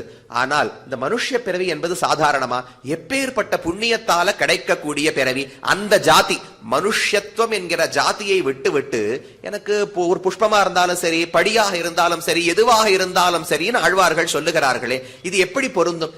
என்ன பண்ணாலும் இந்த ஒரு தன்மை, மனுஷத்தன்மை, தேவத்தன்மை என்பதுதானே உயர்ந்ததுன்னு கேள்வி. அதுக்கு பதில் சொல்றார், அப்படி சொல்லக்கூடாது. ஆழ்வார்களுக்கும் ஆச்சாரியர்களுக்கும் எண்ணம், பகவானுக்கு பயன்படாத எதுவும் எங்களுக்கு வேண்டாம் என்று. பகிர்பூதம் நாத க்ஷணமபி ந சகே யாத்து சததா விநாசம் தத் சத்தியம் என்று ஆழ்வார் பிரார்த்திக்கிறார். எனக்கு உனக்கு பயன்படும் என்றால் உடம்பு இருக்கட்டும், உனக்கு பயன்படும் என்றால் அறிவு இருக்கட்டும், உனக்கு பயன்படும் என்றால் ஆத்மா இருக்கட்டும். உனக்கு பயன்படாத உடலோ, பயன்படாத பொருளோ, பயன்படாத செல்வமோ, பயன்படாத ஞானமோ, ஆத்மாவோ எதுவுமே வேண்டாம் என்று ஆழ்வார்கள் ஆச்சாரியர்களுடைய நிலை. அந்த நிலையில இருந்து பார்த்தால் ராஜா முதலான பிறவிகள்ல வரக்கூடிய ஜாதிகள் எல்லாம் கர்மத்தால் ஏற்பட்டவை. அவனவன் பாப புண்ணியத்தால் அரசனாகவோ க்ஷத்திரியனாகவோ பிராமணனாகவோ ஏதோ ஒரு பிறவியிலே பிறக்கிறான். அந்த பிறவி நன்மையை கொடுக்கும்னு சொல்ல முடியாது. ஆனா எந்த பிறவியில் அவனவனுடைய ஜன்மம் தாஸ்யத்துக்கு அனுகுணமாக கைங்கரியம் செய்வதற்கு அனுகுணமான பிறவியாக எது இருக்குமோ அதுதான் சிறந்த பிறவி என்று இவர்களுடைய எண்ணம். அதனால ஒரு நாளும் சேஷத்துவம் தான் முக்கியம். உடல் பிறவியை விட சேஷத்துவம் கைங்கரியத்தை காட்டும் பிறவி உயர்ந்தது. இதுதான் இந்த 10 பாசுரங்களுக்கான கருத்து. 3 திருமொழிகளிலே 3 அர்த்தங்கள். பகவத் பக்தி, பாகவத பக்தி, வைராகியம் மூணையும் காட்டிட்டார். இந்த உடல் பிரியும் வரை காத்திருப்பதற்கு ஆழ்வார் தயாரோ என்று பகவானுக்கு எண்ணம். திருப்த பிரபன்னர்கள் சொல்றோம் இல்லையோ. ஆர்த்த பிரபன்னன்னு சொன்னா உடனே மோட்சம் அடையணும். திருப்த பிரபன்னன்னு சொன்னால் இன்னைக்கு கொடுத்தாலும் வேண்டாம்னு சொல்லிடுவோம். திடீர்னு பகவான் இங்க வந்து இத்தனை பேரும் இருக்கீங்களே, ஜிஆர் சுவாமி அனுகிரகத்துல உங்க எல்லாருக்கும் மோட்சம் கொடுக்க போறேன்னு சொன்னால், இல்ல சுவாமி நான் வரேன்னு சொல்லியிருக்கேன், இன்னும் 10 நாள்ல பெண்ணுக்கு கல்யாணம் இருக்கு, சீவந்தம் இருக்கு, பூணல் போடணும், நிறைய பொறுப்புகள் இருக்கின்றன, இன்னொரு 40 வருஷம் முடிஞ்சா ஆயுஷ நீட்டிடுவோம். அதுக்குள்ளேயே பிரார்த்தித்து எனக்கு என்ன ஆயுசு கொடுக்கறதா இருக்கே, 70 போராது, 80 85 வச்சுட்டு அப்புறம் கண்டிப்பா வைகுந்தத்துக்கு வந்துடுறேன், இன்னைக்கு வேண்டாம்னு சொல்லிடுவோம். அதுக்கு திருப்த பிரபன்னன்னு பெயர். தானாக என்றைக்கு உடல் விழுகிறதோ அன்றைக்கு மோட்சமடைந்தால் போரும்னு சொன்னா திருப்த பிரபன்ன. இல்ல இப்ப உடலை கழித்து மோட்சத்தை கொடு, என்னைக்கு நான் உன்னை வந்து அடைய போறேன்னு காத்திருக்க முடியவில்லை என்று சொன்னா ஆர்த்த பிரபன்னன். பகவான் நினைச்சது குலசேகராழ்வார் திருப்த பிரபன்னரோன்னு பகவான் நினைத்து விட்டார். கிடையாது, இந்த பிறவி எனக்கு பயன்படவில்லை, இந்த பிறவி கைங்கரியத்தில் உபயோகப்பட்டிருந்தா சௌக்கியமா இருந்திருப்பேன், வேண்டாம்னு சொல்லவே மாட்டேன். இந்த அரசனான பிறவி எனக்கு பயன்படவில்லை, அதனால ஒண்ணு திருமலையில ஏதாவது ஒரு பிறவியை கொடு, இல்லையா வைகுந்தத்துக்கு அழைத்து கொண்டு போ என்று ஆழ்வார் தெரிவிக்கிறார். அதுல ஒரு அழகான முரண். அந்த முரணிலிருந்து ஒரு பொருள் தெரிகிறது. பாசுரத்தை திரும்ப சொல்லி பாருங்க. ஊனேறு செல்வத்து உடல் பிறவி யான் வேண்டேன், உடலோடு இருக்கிற பிறவியே வேண்டாம்னு சொல்லிட்டாரோ இல்லையோ. அப்ப மிச்சம் என்ன இருக்கு? வைகுந்தம் போறது மட்டும்தான் மிச்சம். ஆனா பாட்டு கடைசியில என்ன இருக்கு? கோனேரி வாழும் குருகாய் பிறப்பேனே. பிறவி வேண்டாம்னு சொன்னவர் பிறப்பேனேன்னு சொல்றாரே, இது முரண்பாடு இல்லையான்னு கேட்டால், திருமலையில் இருக்கிற பிறப்பா இருந்தா அது உலக பிறவியே கிடையாது, உடல் பிறவி கிடையாது, அது உயிர் பிறவின்னு தெரிவிக்கிறார். பகவானுடைய திவ்யதேசத்தில் அவனுடைய பவத் விஷயவாசினகான்னு தெரிவிப்பார்கள். விஷயம்னு சொன்னா பகவானுடைய ஆட்சிக்கு உட்பட்ட ராஜ்யம்னு அர்த்தம். பகவான் இக்ஷ்வாகூனாம் இயம் பூமிகின்னு சொல்றார். விஷயம் பகவானுடைய விஷயம் அயோத்தி கோசல தேசம் என்பது ராமனுடைய விஷயம், ராமன் ஆளக்கூடிய நிலம். அத போல ஒரு திவ்ய தேசம் என்பது ஒரு பெருமான் அங்கு இருந்து ஆளக்கூடிய நிலம். அந்த நிலத்துல வாழ்ந்தா மட்டும் போராது, ஏதோ ஒரு விதத்துல பகவானுக்கு பயன்பட வேண்டும். அந்த சேஷத்துவத்தை வெளிப்படுத்த முடிந்தால், கைங்கரியம் கிடைத்தால் அதுதான் சிறந்த பிறவி. இந்த பிறவியில் எனக்கு அது இல்லை, அதனால இந்த அரச பிறவி வேண்டாம். அரசவர்தான் அடிசூடும் அரசையல்லால் அரசாக எண்ணேன் மற்ற அரசுதானே. பகவானுடைய திருவடிகளை தலையால தாங்கினால் அது ராஜ்யம். அது என்னோட ஜீவாத்மாவுக்கு தகுந்த ஒரு மௌலி. அவனவனுக்கு தலையில என்ன வைக்கணும்னு ஆசை இருக்குமோ இல்லையோ. உடம்புதான் நான் நினைச்சா உடம்புக்கு அலங்காரம் பண்ணணும் நினைக்கும். ஆத்மா உயர்ந்தவர் நினைச்சால் ஆத்மாவுக்கு தகுந்த கிரீட்டம் எது? தங்கத்தால் ஆன கிரீட்டம் கிடையாது. பகவானுடைய திருவடிகள் தான் ஆத்மாவுக்கு தகுந்த கிரீட்டம் என்று ஆழ்வாருடைய எண்ணம். அந்த சேஷத்துவத்தோடு தான் 8 பாசுரங்கள் இந்த திருமொழியில பாடிண்டே வந்தார். ஒவ்வொன்னா குருகாய் பிறப்பேனே, மீனாய் பிறப்பேனே, தம்பகமாய் நிற்பேனே, ஒண்ணுனா பாடிண்டே வந்தார். 9வது பாசுரத்தை மட்டும் சட்டுன்னு அடுத்த படிக்கு ஏத்திட்டார். 8 பாசுரங்கள் சேஷத்துவத்துக்கு அனுகுணமான பிறவி வேண்டும் என்றுதான் ஆழ்வார் சொல்லிக் கொண்டு வந்தார். அதுல ஒவ்வொருத்துக்கும் காரணம் இருக்கு. முதல்ல குருகாய் பிறப்பேனே, பக்ஷியா பிறக்கணும்னு சொன்னார். அப்புறம் பயம் வந்துடுத்து, பக்ஷினா சிறகு இருக்கும், எங்கேயான திருமலையை விட்டு வேற பறந்து போயிட்டேன்னா திரும்ப பகவான் இடத்துல சம்பந்தம் இருக்காது, வேண்டாம். மீனாய் பிறக்கும் விதியுடையேன் ஆவேனே. மீன்னு சொன்னா அவருடைய அந்த திருமலையை விட்டு எங்கேயுமே போக முடியாது, பிறப்பது அந்த நதியை தான் பிறக்கணும், மரணம் அடையும் வரை அங்குதான் இருக்க வேண்டும், அதனால மீனா பிறக்கிறேன்னு சொன்னார். இதுல வரிசையா ஒன்னொன்னா சொல்லிட்டு வந்தவர் மேல 9வது பாசுரத்தை தெரிவிக்கிறார். செடியாய வல்வினைகள் தீர்க்கும் திருமாலே, நெடியானே வேங்கடவா நின் கோயிலின் வாசல், அடியாரும் வானவரும் அறம்பயரும் கிடந்து எங்கும் படியாய் கிடந்து உன் பவளவாய் காண்பேனே என்று இந்த பாசுரத்துலதான் அடுத்த நிலை. இந்த பாசுர வியாக்கியானத்துல ஒண்ணுமே இருக்காது. பெரியவாச்சான் பிள்ளை வியாக்கியானத்தை எடுத்து பார்த்தீங்கன்னா 1 2 3 4 ஒவ்வொரு பாட்டுக்கும் எவ்வளவு வியாக்கியானமோ அதே வியாக்கியானம் தான் இந்த 9வது பாட்டுக்கும்.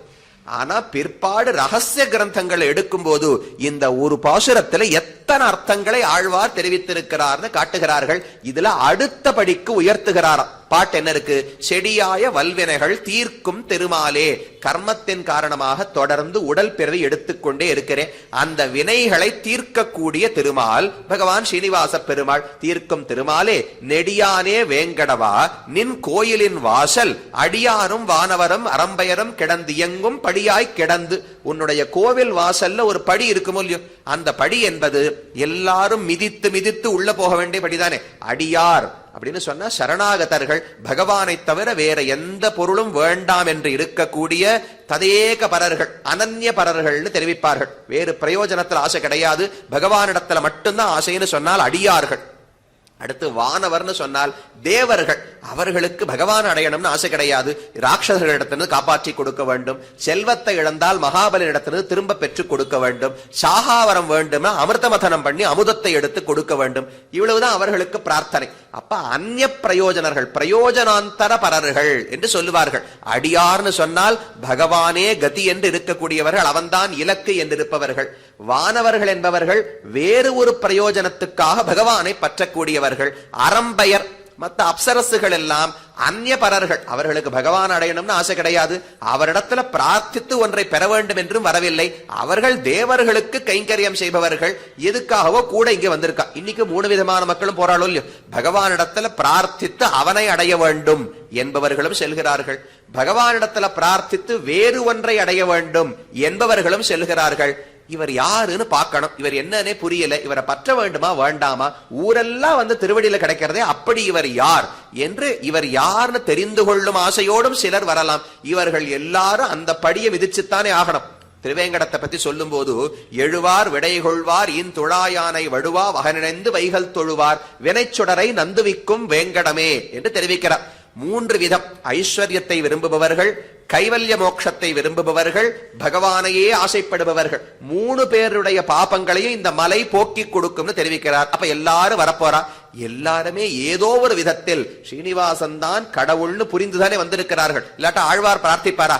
அடியார்கள் கிடந்து இழங்கும் படியாய் கிடந்துன்னு சொன்னா புரியறது. நல்ல பக்தர்களுடைய திருவடி என் தலையில படணும்னு ஆழ்வார் ஆசைப்பட்டாலான்னு சரி, ஒரு தேவர்களுடைய கால் என் மேல படணும்னு சொல்றாரு. அரம்பயர் கிடந்து எங்கும் படியாய் கிடந்துன்னு சொல்றாரு. ஒரு ஏதோ அப்சரசுகளுடைய கால் என் தலையில ஏன் படணும், இல்ல தேவர்களுடைய கால் என் தலையில ஏன் படணும்னால் அவர்களுக்கும் அடிமையா இருக்கணும். பக்தன் பகவான் உயர்ந்தவன், இவர்தான் கடவுள்னு புரிந்து கொண்டாரோ இல்லையோ, அது சாதாரண எண்ணம் கிடையாது. பகவானத்தான் அடைய வேண்டும் என்று புரிவது பிற்பாடு வரும். முதல் முக்கியமான புரிதல் நமக்கு வர வேண்டியது, கடவுள்கள் தெய்வம்னு சொன்னாலே பெருமான் தான் தெய்வம், ஸ்ரீமன் நாராயணன் தான் முழுமுதற் கடவுள் என்கிற ஒரு நம்பிக்கை வந்து விட்டால் அதுக்கே ஒருத்தர ரொம்ப மதிக்கணுமா. அவன் மதிக்கத்தக்கவன் தெரிவிக்கிறார். பூஜ்யா யதாஹ்யஹம்னு பகவான் தெரிவிக்கிறாரோ இல்லையோ, அது போல கீதையிலையும் பகவான் தெரிவிக்கிறார், அவன் எவ்வளவுதான் பாபம் செய்தவனாக இருந்தாலும் அபிச்சேத்சு துராச்சாரஹ பஜதே மாம் அனன்யபாக் சாதுரேவ சமந்தவ்யஹ சம்யக் வியவசிதோஹி சஹா. ஒருத்தர் பகவான் தான் முழுமுதற் கடவுள் என்று புரிந்து கொண்டார். ஆனா இன்னும் சில கெட்ட பழக்கங்கள், தவறான நடத்தைகள் எல்லாம் இருக்கின்றன. அவரை சேவிக்கலாமா கூடாதா? அவர் நல்லவரா கெட்டவரான்னு கேள்வி. கண்ணன் சொல்றார், உன்னை விட ரொம்ப நல்லவர். பகவான் தான் முழுமுதற் கடவுள் என்கிற புரிதன் வந்துவிட்டால், புருஷோத்தமன் கண்ணன் தான் என்கிற எண்ணம் வந்துவிட்டால், சம்யக் வியவசிதோஹி சஹா, இந்த உறுதி உலகத்துல பொதுவா சட்டென்று யாருக்குமே வராது. எப்ப அந்த உறுதி வந்திருக்கிறதோ, சாதுரேவ சமந்தவ்யா, அதற்கு அவனை நீ மதித்துத்தான் ஆக வேண்டும், அவன் நல்லவன் தான் என்று கண்ணனுடைய கூற்று. அப்ப யாரோ அடியாரும் வானவரும் அரம்பெயரும் கிடந்து இயங்கும் படியாய் கிடந்து, இவர்கள் யார் ஒருவர் ஸ்ரீனிவாசனை சேவிக்க வந்தாலும் அவர்கள் திருவடி என் தலையில் படும்படிக்கு ஒரு படியாக இருக்க வேண்டும். படியாய் கிடந்து உன் பவளவாய் காண்பேனே என்று இந்த பாசுரத்தை தெரிவிக்கிறார். இங்கதான் அடுத்த நிலையை கொண்டு போறாராம் ஆழ்வார். இதுவரைக்கும் சேஷத்துவம் சேஷத்துவம்னு சொல்லிக் கொண்டு வந்தவர் இந்த பாசுரத்திலே பாரதந்திரியம் என்கிற பண்பை சொல்லுகிறார் என்று ஆச்சாரியர்கள் காட்டுகிறார்கள். அது என்ன பாரதந்திரியம்? சேஷத்துவம் தானே உயர்ந்ததுன்னு சொன்னீர்கள். சேஷத்துவத்தை விட பாரதந்திரியம்னு ஒன்று உண்டானால் சுலபமா புரிஞ்சுக்கிறதுக்கு மணவாள மாமனிகள் ஒரு வழி சொல்றார். என்னன்னா, தங்கம் இருக்கோ இல்லையோ, தங்கம் அது 24ன்னு ஒரு தரம் இருக்கு, 22ன்னு ஒரு தரம் இருக்கு. கட்டிப்பொன் பணிப்பொன் அப்படின்னு ரெண்டு சொல்றோம் இல்லையா? கட்டி பொண்ணு சொன்னா அதை எடுத்து ஒரு ஆபரணமும் பண்ண முடியாது. வாங்கி வச்சுக்கலாம். நாளைக்கு எப்படி இப்ப 10,000 ரூபாயில இருக்குது 20,000 30,000 போத்தோம்னா விச்சு பணம் பார்த்துக்கலாம். இவ்வளவுதான் பண்ண முடியும். கட்டி பொண்ணை வச்சு வேற எதுவுமே சாதித்துக் கொள்ள முடியாது. அதுவே பணிப்பொன், அதுல கொஞ்சம் செப்பு சேர்த்து பணிப்பொன் வாங்கினோம்னால் அதை மோதிரமாக்கலாம், ஹாரமாக்கலாம், ஒட்டியானமாக்கலாம், என்ன வேணாலும் பண்ணலாம் இல்லையோ? அப்ப என்ன வேறுபாடு? பயன்படுத்த முடியாத தங்கத்துக்கு கட்டி பொண்ணு பெயர், பயன்படுத்தப்படும் தங்கத்துக்கு பணிப்பொன் என்று பெயர். இதுதான் சேஷத்துவமும் பாரதந்திரியமும் தெரிவிக்கிறார். சேஷத்துவம் என்றால் பகவானுடைய நன்மைக்காகவே நான் இருக்க வேண்டும் என்கிற நிலை. இருக்கேனா இல்லையாங்கிறது முக்கியம் கிடையாது, அது அடுத்தது வரக்கூடிய நிலை. இருக்க வேண்டும். இந்த மாலைக்கு ஜன்ம சாபல்யம் என்ன? இந்த மாலை படைக்கப்பட்டது எப்போது பயன் நிறைவு பெறும்னு சொன்னால் பகவான் தோள்ல என்னைக்கு ஏறித்தோ நிறைவு பெற்று விட்டது. அத போல நமக்கும் நிறைவு பெறுவது எப்போது? பகவானுக்கு உபயோகப்பட்டால் இவர் நிறைவு பெறுவார் என்கிற பண்பு இருக்கே, அதுக்கு சேஷத்துவம்னு பெயர். அது கட்டி பொன்ன போல, அது பயன்படலாம் பயன்படாமலும் போகலாம். இப்ப ராவணன் இடத்துல சேஷத்துவம் உண்டான்னு கேட்டால் கண்டிப்பா பகவான் சேஷி, ராவணன் சேஷபூதன் இல்லைன்னு சொல்லவே முடியாது. சேஷத்துவம் என்பது ஆத்மாவில் தானாக இயற்கையாக இருக்கக்கூடிய ஒரு பண்பு. அதை என்னைக்குமே மாற்ற முடியாது. அவர் அப்படி நடந்துக்கலையேன்னு சொன்னால் அப்ப பாரதந்திரியம் இல்லைன்னு அர்த்தம். சேஷத்துவம் இருக்கு, கட்டி பொன்ன போல சேஷத்துவம் மட்டும் ஆத்மா கிட்ட இருக்கு. அது பணிப்பொன்னாக அது பயன்படுத்தப்பட வேண்டுமே, அது இல்லாமல் போனால் பாரதந்திரியம் இல்லை என்று பொருள். அது அடுத்தபடி, சேஷத்துவத்துக்கு அடுத்தபடி பாரதந்திரியம். ஆச்சாரியத்தில் ஒரு இடத்துல தெரிவிக்கிறார், சேஷத்துவ போக்திருத்துவங்கள் போலன்றே பாரதந்திரிய போக்கியதைகள்னு ஒரு சூத்திரம். சேஷத்துவம் என்பது முதல் படியாம், அதுக்கு அடுத்தபடி பாரதந்திரியம்.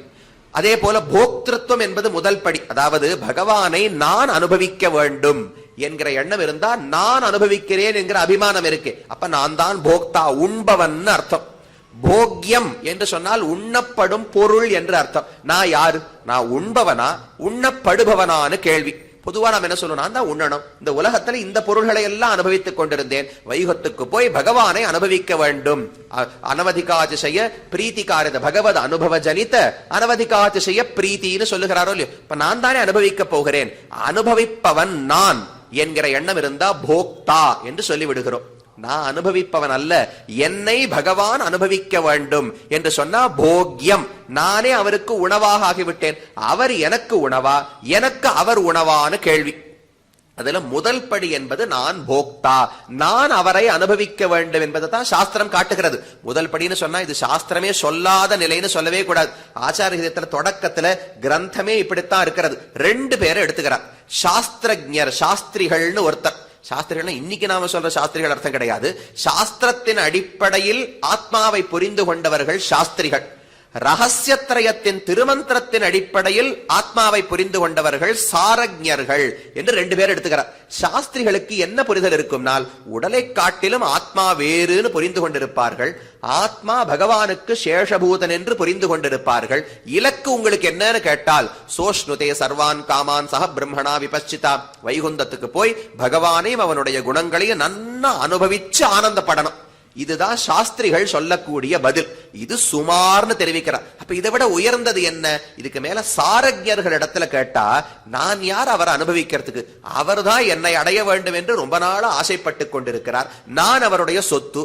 சொத்து சுவாமி அனுகிரகிக்கணுமா, சுவாமிய சொத்தை அனுபவிக்கணுமா? சொத்து என்னைக்குமே அனுபவிக்காது. அடியன் இந்த மாலையை போட்டுண்டா அடியனுக்கு ஆனந்தம். மாலை என்னைக்கான ஆனந்தப்படுமா? பகவான் தோல்ல ஏறினாவனா மாலைக்கு ஆனந்தம் வருமோ? நம்ம தோல்ல ஏறினா ஆனந்தப்படப்போவது கிடையாது. அப்ப அடியன் தானே ஆனந்தப்படணும். அதே போல நாம் அனைவரும் பகவானுக்கு பரதந்திரர்கள், சொத்து என்று புரிந்து கொண்டு விட்டால் அப்ப நாம் அவனை அடையும் போது உண்மையில் அவன்தான் நம்மை அடைகிறான், ஆனந்தம் அவனுடையது என்கிற புரிதல் வரும். அப்ப சேஷத்துவம் போக்திருத்துவம் இது ரெண்டும் முதல் நிலை. நான் அவனுக்கு தொண்டன், அவனை அடைந்து அனுபவிக்க வேண்டும், இது முதல் நிலை. இரண்டாவது, நான் அவனுக்கு பரதந்திரன், அவனிடம் சென்று அவர் என்னை அனுபவிக்க வேண்டும், இதுதான் உயர்ந்த நிலை. வேதம் இது அழகான ஒரு இடத்துல சொல்றது. நமக்கு இதெல்லாம் புரியவே புரியாது. தைத்திரிய உபனிஷத்தை சொல்லிட்டே இருப்போம். இவ்வளவு இந்த இடத்துல இவ்வளவு பெரிய அர்த்தம் இருக்கான்னு தோணும். அகம் அன்னம் அகம் அன்னம் அகம் அன்னம் அகம் அன்னாதஹா அகம் அன்னாதஹா அகம் அன்னாதஹா ரெண்டையும் சொல்றது வேதம். உபனிஷத்துல தினமும் சொல்லிட்டு இருக்கிற விஷயம். இப்பேற்பட்ட சாம்பிரதாயிகமான அர்த்தம் வேதாந்தத்தில் இந்த இடத்துல உபனிஷத்துல இருக்கு. அகம் அன்னம்னு சொன்னால் நான் உணவு என்று பொருள். அடுத்தது அகம் அன்னாதஹா, நான் உணவை உண்பவன் பொருள். ரெண்டையுமே வேத சொல்றது. நான் உண்ணப்படுபவன், நான் உண்பவன், ரெண்டுத்தையுமே சொல்லித்து. அப்ப எது சுவாமி உண்மை? ரெண்டு எப்படி உண்மையா இருக்க முடியும்னால், முதலில் நாம் உணவாக இருக்க வேண்டும். பகவான் நம்மை அடைந்து அவர் ஆனந்தப்பட வேண்டும். அவர் ஆனந்தப்படுவதை பார்த்து நாம் ஆனந்தப்படலாம். அதுதான் நமக்கு உணவு. அவருக்கு உணவு என்னுடைய பக்தி, என்னுடைய கைங்கரியம். எனக்கு உணவு அவருடைய முகத்தில் இருக்கிற சிரிப்பு, அதில் இருக்கிற பொலிவு. அப்ப ரெண்டு பேருக்கு உணவு உண்டு. இல்லாட்டா என்ன ஆகும்? வைகுந்தத்துல ஆனந்தமே கிடையாதாம். இங்கிருந்து போய் பகவானுக்கு கைங்கரியமே பண்ணணுமா, அவர் மட்டும் ஆனந்தப்படுவார், ஜீவாத்மாவுக்கு ஆனந்தம் கிடையாதுன்னு ஆகிவிடும். ஆனா மோட்சம் என்பது அப்படி கிடையாது. பரமபுருஷார்த்த லட்சண மோட்சம் நிரதிசய ஆனந்தம் என்றுதானே சொல்லப்படுகிறது. எங்கிருந்து ஆனந்தம் வரும்னால், நான் செய்யும் கைங்கரியத்தால பகவான் மகிழ்ந்து விட போகிறார். அகம் அன்னம், நான் உணவாக முதலில் இருந்து விட்டேன். நான் உணவாக இருந்து எப்படியோ திரிந்து கொண்டிருந்த ஜீவாத்மா அது அனைத்தையும் தொலைத்து வைகுந்தத்துக்கு வந்து எனக்கு உணவா ஆகிவிட்டானேன்னு பகவான் சிரிப்பாரோ இல்லையோ. ஏன்னா இன்னைக்கு தான் சேஷத்துவம் பயன்படாமல் நின்று விடாமல் பயன்பட்டு இருக்கிறது. வைகுந்தத்துக்கு ஒருத்தர் வந்துட்டார், அவர் பண்ற கைங்கரியத்தை பார்த்து பகவான் சிரிப்பாரா? அவர் சிரித்ததை பார்த்து நமக்கு ஆனந்தம் ஏற்படும். அதத்தான் அன்னாதகா, நான் உண்பவன் என்று உபனிஷத்து தெரிவிக்கிறது. இந்த ரெண்டையும் தான் ஆழ்வார் இந்த சொற்றொடரிலே அமைத்தார். படியாய் கிடந்து ஆழ்வார் பண்ற கைங்கரியம் அகம் அன்னம். எப்பேற்பட்ட குலசேகர ஆழ்வார் ஒரு ஆணை பிறப்பித்தார்னா உலகமே அசையக்கூடிய சக்தி படைத்தவர். அவர் அந்த பிறவி வேண்டாம், இது பாப புண்ணியத்தால வந்த பிறவி, ஔபாதிகமான பிறவி, இந்த பிறவி வேண்டாம், அது எனக்கு தடையாக இருக்கிறது. இதை விட்டு விட்டு ஒரு படியாக இருந்து பகவானுக்கு நெருக்கமா கைங்கரியம் வேணும். என்ன பண்ணாலும் படியை தூக்கிட்டு போக முடியாதோ இல்லையோ. மனுஷனா இருந்தா கூட ஒரு நாள் ராத்திரி அவர் தூங்குறதே 1/2 மணி நேரம். அந்த 1/2 மணி நேரத்துக்கான மனுஷர்கள் வெளியில போய் தான் ஆகணும். குலசேகரன் படியை வெளியில கொண்டு போக முடியுமா? அந்த படி அங்கேயே தான் இருக்க போறது. அப்ப பகவானை விட்டு பிரியாமல் கைங்கரியம் பண்றதுக்கு படியாகவே இருந்தாலும் சரி, நான் பரதந்திரனாக இருக்க வேண்டும், கைங்கரியம் செய்ய வேண்டும். உன் அடி கடந்து எங்கும் படியாய் கிடந்து அன்னம் என்பதை சொல்லிட்டார். உன் பவளவாய், இதை பார்த்த உடனே பகவான் சிரிப்பார். நேற்று வரைக்கும் வெறும் வாயா இருந்தது. ஆழ்வார் கைங்கரியத்தை பார்த்த உடனே பவளவாய், இப்பதான் அதுல செவப்பு திரும்பி வருதான். பல இடங்கள்ல ஆழ்வார்கள் பாசுரத்தில் பார்க்கலாம். தளிர் முறையும் தெருவடி என் தலைமையிலவேன்னு திருவங்கை ஆழ்வார் பாடுகிறார். திரிவிக்ரமனுடைய திருவடி நேத்து வரைக்கும் ரொம்ப உலர்ந்து போயிருந்துதான். யாரோ ராட்சசர்கள், அசுரர்கள், கந்தர்வர்கள், கிண்ணறர்கள் எல்லார் தலையிலையும் திருவடியை வச்சார். அதெல்லாம் கொதித்து போயிருந்த திருவடி.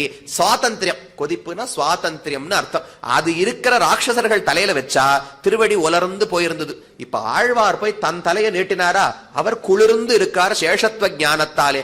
அவர் தலையில திருவடியை வச்ச உடனே அந்த குளிர் பட்டு தளிர் புறையும். இப்பதான் நன்னா மலர்ந்து திருவடி இருக்கிறதுன்னு ஆழ்வாருடைய பாசுரம். சுவாமி, பகவானுடைய திருவடிக்கு உலர்த்தி தளர்ச்சி இதெல்லாம் வருமா?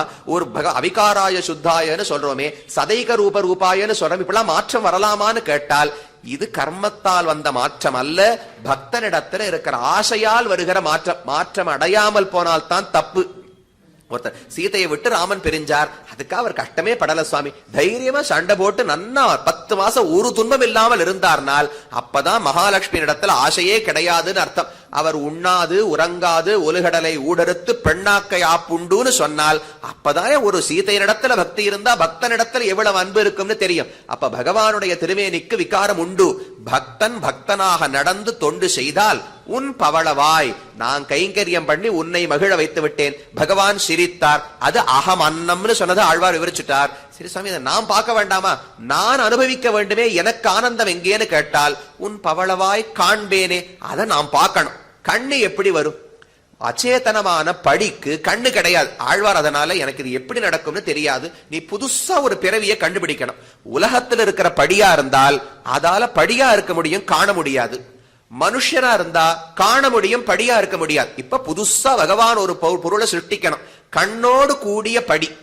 அது இப்பெல்லாம் கண்டுபிடிக்கிறானோ இல்லையோ, விதை இல்லாத ஒரு பழம் இதெல்லாம் கண்டுபிடிச்சு யாருமே கட்டப்பட வேண்டாம். அதை திருத்தி விதையெல்லாம் எடுத்து அன்னைக்கு தர்பூசணி இதெல்லாம் சாப்பிட்டு இருந்தோம். விதையே இருக்காது சாமி, அப்படியே வெட்டி சாப்பிடலாம்னு ஒண்ணு கண்டுபிடிக்கிறாளே, அதை போல பகவான் ஒரு சிருஷ்டி பண்ணணும். படி இருக்கணும், ஆனா படிக்கு கண் இருக்க வேண்டும். அதோடு இருந்தா நான் படியாய் கிடந்ததுனால பகவான் சிரிப்பார். அந்த பவளவாய் காண்பேனே, அது கவுனமான ஆனந்தம், 2ஆம் பட்சமான ஆனந்தம். பகவானுக்குத்தான் முதல் ஆனந்தம். அந்த ஆனந்தத்தை பார்த்து நான் ஆனந்தப்பட வேண்டும். ஆனா கவுனம்னு சொன்னதுக்காக குறைந்ததுன்னு அர்த்தம் கிடையாது, இரண்டாவதாக வரக்கூடியதுன்னு அர்த்தம். ஏன்னா வைகுந்தத்துக்கு போனா பகவானுடைய ஆனந்தம் என்னவோ அந்த அளவு ஆனந்தம் நமக்கு உண்டு. ஸ்ரோத்ரியஸ்ய அகாமஹதஸ்யன்னு தைத்திரிய உபனிஷத் சொல்லுகிறது. வரிசையா படிப்படியா வளர்த்து கொண்டே போன உபனிஷத்து. சயேகோ பிரம்மண ஆனந்தா, பிரம்மத்துக்கு அளவில்லாத ஆனந்தம் உண்டு. ஸ்ரோத்ரியஸ்ய அகாமஹதஸ்ய, வேதத்தை கற்று உலகத்தில் வைராகியம் ஏற்பட்டு முக்தி அடைந்த ஒரு ஜீவாத்மாவுக்கும் அதே ஆனந்தம் உண்டுன்னு பகவான் வேதத்தினுடைய வாக்கியம். அப்ப பகவானுக்கு முக்தாத்மாவுக்கு ஒரே ஆனந்தம் தான். ஆனா முதல் ஆனந்தம் பகவானுக்கு, அவர் ஆனந்தத்தை பார்த்து வரக்கூடிய ஆனந்தம் நமக்கு. அதனால கவுனமான இரண்டாவதான ஆனந்தம் என்று சொல்லப்படுகிறது. அந்த அர்த்தத்தை தான் படியாய் கிடந்து உன் பவளவாய் காண்பேனேன்னு தெரிவித்தார். பிரபலதர விரோதி பிரகாணம் என்று பராசர பட்டர் தெரிவிக்கிறார். துவயத்தை பார்த்தோம்னா கடைசியில நமகான்னு ஒரு சொல் இருக்கு. நாராயணனுக்கே நான் கைங்கரியம் செய்ய வேண்டும், எனக்காக அல்ல என்று மறுபடியும் ஒரு முறை. முதல்ல பூர்வ வாக்கியத்துல சொல்றச்சேவே நமகான்னு ஒண்ணு இருக்கு. இரண்டாவது வாக்கியத்துல மறுபடியும் எதுக்கு நமகா சொல்றோம்னு கேட்டால், அது கைங்கரியத்துல எனக்கா ஆனந்தத்துக்காக நான் நினைக்கவில்லை, தனக்கேயாக எனைக்கொள்ளுமீதே எனக்கே கண்ணனை ஆண்கொள் சிறப்பே என்று நம்மாழ்வார் பாசுரம். மற்றை நம் காமங்கள் மாற்று என்று ஆண்டாருடைய பாசுரம். எல்லாம் அதே அர்த்தம் தான். நம்மாழ்வார் சொன்னது தனக்கேயாக எனைக்கொள்ளுமீதே, இங்கே தெரிவிப்பது படியாய் கிடந்து உன் பவளவாய் காண்பேனே. கைங்கரியம் செய்வதால் வரும் ஆனந்தம் என்னுடையது கிடையாது. ஸ்வபோக்திருத்துவம், நான் போக்தா அல்ல, நான் போக்யம், உனக்கு உணவாக அன்னமாக நான் இருக்க போகிறேன். என்னை உண்டு நீ ஆனந்தப்படும் போது மனக்காராமை மன்னி உண்டிட்டாய் இனி உண்டொழியாய் ஆழ்வார் பாடுகிறாரோ இல்லையோ. அப்ப என்னை உண்ண வேண்டியது நீ. நீ ஆனந்தப்படுவதை பார்த்து நானும் திருப்தி அடைய வேண்டும். இது பாரதந்திரியம். அச்சித்தை போல இருக்கணும், படியாக இருக்கணும்னால் பாரதந்திரியம்னா பகவான் எப்படி வச்சாரோ அப்படி இருக்கணும். நான் அவர் என்ன சொன்னாலும் கேட்பேன், என்ன சொன்னாலும் கேட்பேன்னு சொல்லிக் கொண்டிருப்பது முதல் நிலை சேஷத்துவம். அவர் சொன்னபடி கேட்டு நடப்பது பாரதந்திரியம். லக்ஷ்மணன் சொன்னபடி கேட்பேன் கேட்பேன்னு சொல்லிட்டே இருந்தார், ஆனா கேட்கவே இல்லை. தனக்கு வேண்டிய கைங்கரியத்தை பண்ணாரே தவிர, லக்ஷ்மணா நீ அயோத்தியில இருன்னு ராமன் சொல்லும் போது கேட்கவில்லை. பரதன் கைங்கரியம் பண்ணுவேன்னு சொன்னார், நீ அயோத்தியில இருந்து கைங்கரியம் பண்ணுன்னு சொன்ன உடனே சரின்னு ஒப்புக்கொண்டார். அப்ப லக்ஷ்மணனுடையது சேஷத்துவம். கட்டி பொன்னை போலே பண்ணுவேன்னு சொல்லுவார், ஆனா பண்ணல. கைங்கரியம் பண்ணார், ராமன் சொன்னபடி பண்ணல. பரதன் பணிப்பொன் போலே ராமன் சொன்னபடிக்கு கைங்கரியம் செய்தார். அது பாரதந்திரியம்னு சொல்லப்படுகிறது. அந்த பாரதந்திரத்தின் எல்லை நிலை அச்சித்வத் பாரதந்திரியம். அச்சேதன பொருள் எந்த கேள்வியும் கேட்காது. இந்த மாலை இங்க வச்சாலும் கேள்வி கேட்காது, இங்க வச்சாலும் கேள்வி கேட்காது, மடியில வச்சாலும் கேள்வி கேட்காது. என்னையே இப்படி பண்ண வாயை திறந்து கேட்காதோ இல்லையோ. அப்ப அச்சேதன பொருளை போல நாம் பகவானுக்கு பரதந்திரர்களாக இருக்க வேண்டும். அதுதான் மிக உயர்ந்த நிலை. கேட்கறதுக்கே வேடிக்கையா இருக்கும். சுவாமி அச்சித்த போல இருக்க கூடாதுன்னு தானே இது எல்லாமே தொடங்கினது. பிரளய காலத்தில் இந்த ஜீவாத்மா இருந்தது அச்சித்தை போல. அச்சித் அவிசேஷிதான் பிரளய சீமனி சம்சரதா கரண கலேபரைஹி கடயித்தும் தயமானமனாகா என்று பராசர பட்டருடைய ஸ்லோகம். பிரளய காலத்துல உடம்பு கிடையாது, கண்ணு காது மூக்கு நாக்கு மனசு ஒண்ணும் கிடையாது. அப்ப அச்சேதன பொருளுக்கு சமமாக ஜீவாத்மா இருந்தார். அந்த நிலையை மாற்ற வேண்டும் என்றுதான் பகவான் சிருஷ்டியை தொடங்கினதே. சிருஷ்டியினுடைய கடைசி பயன் என்ன? திரும்ப அச்சேதன பொருளை போட ஆயிடணும். அப்ப இது வேற மதம் கிடையாது, வேற சில மதங்கள் இருக்கு. கல்ல போல ஆவதுதான் மோட்சம்னு நியாயசாஸ்திரத்துல சொல்றா. பாஷாண கல்ப முக்தின்னு தெரிவிப்பார்கள். இந்த அறிவுன்னு ஒண்ணு இருக்கவே, அறிவுன்னு இங்க காட்டக்கூடாது, இங்க அறிவு மனசு ஆத்மா எல்லாம் இங்கதானே இருக்கா. அறிவு இருக்கவே தானே துன்பம் வருகிறது. அறிவு இல்லாமல் இருந்தா துன்பமே வராது. அதுதான் முக்தின்னு சில சாஸ்திரங்கள் தெரிவிக்கின்றன. அதை போல இந்த இடத்துல சொல்லல. காண்பேனேன்னு எப்ப ஆழ்வா தெரிவித்தாரோ முக்தி திசையிலும் ஞானம் உண்டு, ஆனா அச்சித்வத் பாரதந்திரியம் படியாய் கிடந்துன்னு தெரிவிக்கிறார். அப்ப அச்சேத்தை போல இருந்ததை மாற்றுவதற்கு பகவான் சிருஷ்டி பண்ணார். அதனுடைய கடைசி விளைவு என்ன? அச்சித்தை போல நாம் பரதந்திரனா ஆகணும். வேறுபாடு. ஞானம் இல்லாததுனால அச்சேதத்துக்கு சமமா இருந்தோம், இப்ப ஞானம் வளர்ந்து விட்டபடியால அச்சேதனத்துக்கு சமமாக இருக்கிறோம். இந்த ஒரு மாற்றத்துக்காகத்தான் இப்பேற்பட்ட ஒரு சிருஷ்டியை பகவான் செய்கிறார். அதை செய்பவர் அகிலாண்ட கோட்டி பிரம்மாண்ட நாயகன் ஸ்ரீனிவாசன். அதனால அவரிடத்துல பிரார்த்தித்து உனக்குத்தான் படியா கிடக்கணும், நீதான் நாதன், நீதான் சேஷி, நீதான் என் கைங்கரியத்தை ஏத்துக்கணும். வைகுந்தவாசிகளுக்கும் இவ்வுலகத்தாருக்கு எல்லாருக்குமே ஆழ்வார் பிரார்த்திக்கும் போது ஒழிவில் காலமெல்லாம் உடனாய் மன்னி இவரிடத்துல தான் பிரார்த்தித்தார். சரணாகதி பண்ணது இவரிடத்துலதான், அதே போல கைங்கரிய பிரார்த்தனை இவரிடத்துலதான். அப்ப நமக்கும் சரணமாகவும் சேஷியாகவும் இருப்பவர் திருவேங்கடமுடையான். அவருக்கு அச்சித்தை போல் இருந்து கைங்கரியம் செய்ய வேண்டும், அவர் சந்தோஷப்படுவதை பார்த்து நாமும் மகிழ வேண்டும் என்பதை குலசேகராழ்வார் இந்த 10 பாசுரங்களாலே காட்டினார். கடைசியில ஏதேனும் ஆவேனே எம்பெருமான் பொன்மலை, அந்த மலையில் ஏதோ ஒரு பிறவி அழகா பெரியவாச்சான் பிள்ளை தெரிவித்தார். என்ன திருவேங்கடமுடையான ஆக்கினா கூட பரவாயில்லன்னு சொல்லிட்டார். ஏதேனும் ஆவேனேன்னு பாட்டு இருக்கோ இல்லையோ, அங்க தம்பகமா இருக்கலாம், மீனா இருக்கலாம், குருந்தா இருக்கலாம், படியா இருக்கலாம், திருவேங்கடமுடையானாகவே நானாலும் பரவாயில்ல, இந்த மலையில் இருக்க முடியும் என்றால் யானே சர்வேஸ்வரனாக பிறந்தாலும் எந்த பாதையும் இல்லை என்று ஆழ்வாருடைய சித்தாந்தம். அந்த அர்த்தங்களை சுவாமி பெரியவாச்சான்பளையும் மற்றும் உண்டான ஆச்சாரியர்களும் எத்தனையோ இடத்துல காட்டி போனார்கள். இப்பேற்பட்ட ஒரு சம்பிரதாயம், அதை இன்றளவும் கொண்டு வந்து சேர்த்த ஆச்சாரியர்களுக்குத்தான் கிருத்தஜதை தெரிவிக்க வேண்டும். நாமும் இன்றைக்கு இந்த ஒரு அர்த்தத்தை பகிர்ந்து கொண்டு ஆனந்தப்படுவதற்கு அடியனுக்கும் வாய்ப்பளித்த ஸ்ரீமத் வேதமார்க்க பிரதிஷ்டாபனாச்சாரிய உபய வேதாந்தாச்சாரியராய் பரமஹம்ச பரிவ்ராஜகாச்சாராய் எழுந்துருளி இருக்கும் ஸ்ரீ யதுகிரி யதிராஜ நாராயண ராமானுஜீயர் சுவாமியினுடைய திருவடி தாமரைகளிலும் அடியனுடைய கிருத்தஜதையும் பிரணாமங்களையும் தெரிவித்துக் கொண்டு, சுவாமி இன்னும் ஒரு நூற்றாண்டு இருந்து இதை போல பக்தர்கள் மேன்மேலும் பலரும் பகவத் தாசர்களாக ஆவதற்கு ஆவன செய்ய வேண்டும் என்று, அதற்கான எல்லா அனுகிரகத்தையும் சுவாமி ராமானுஜரும் செய்ய வேண்டும் என்று நாம மங்களாசாசனம் பண்ணணுமோ இல்லையோ, அதற்காக பிரார்த்தித்துக் கொண்டு அமைகிறேன், க்ஷமிக்க பிரார்த்திக்கிறேன்.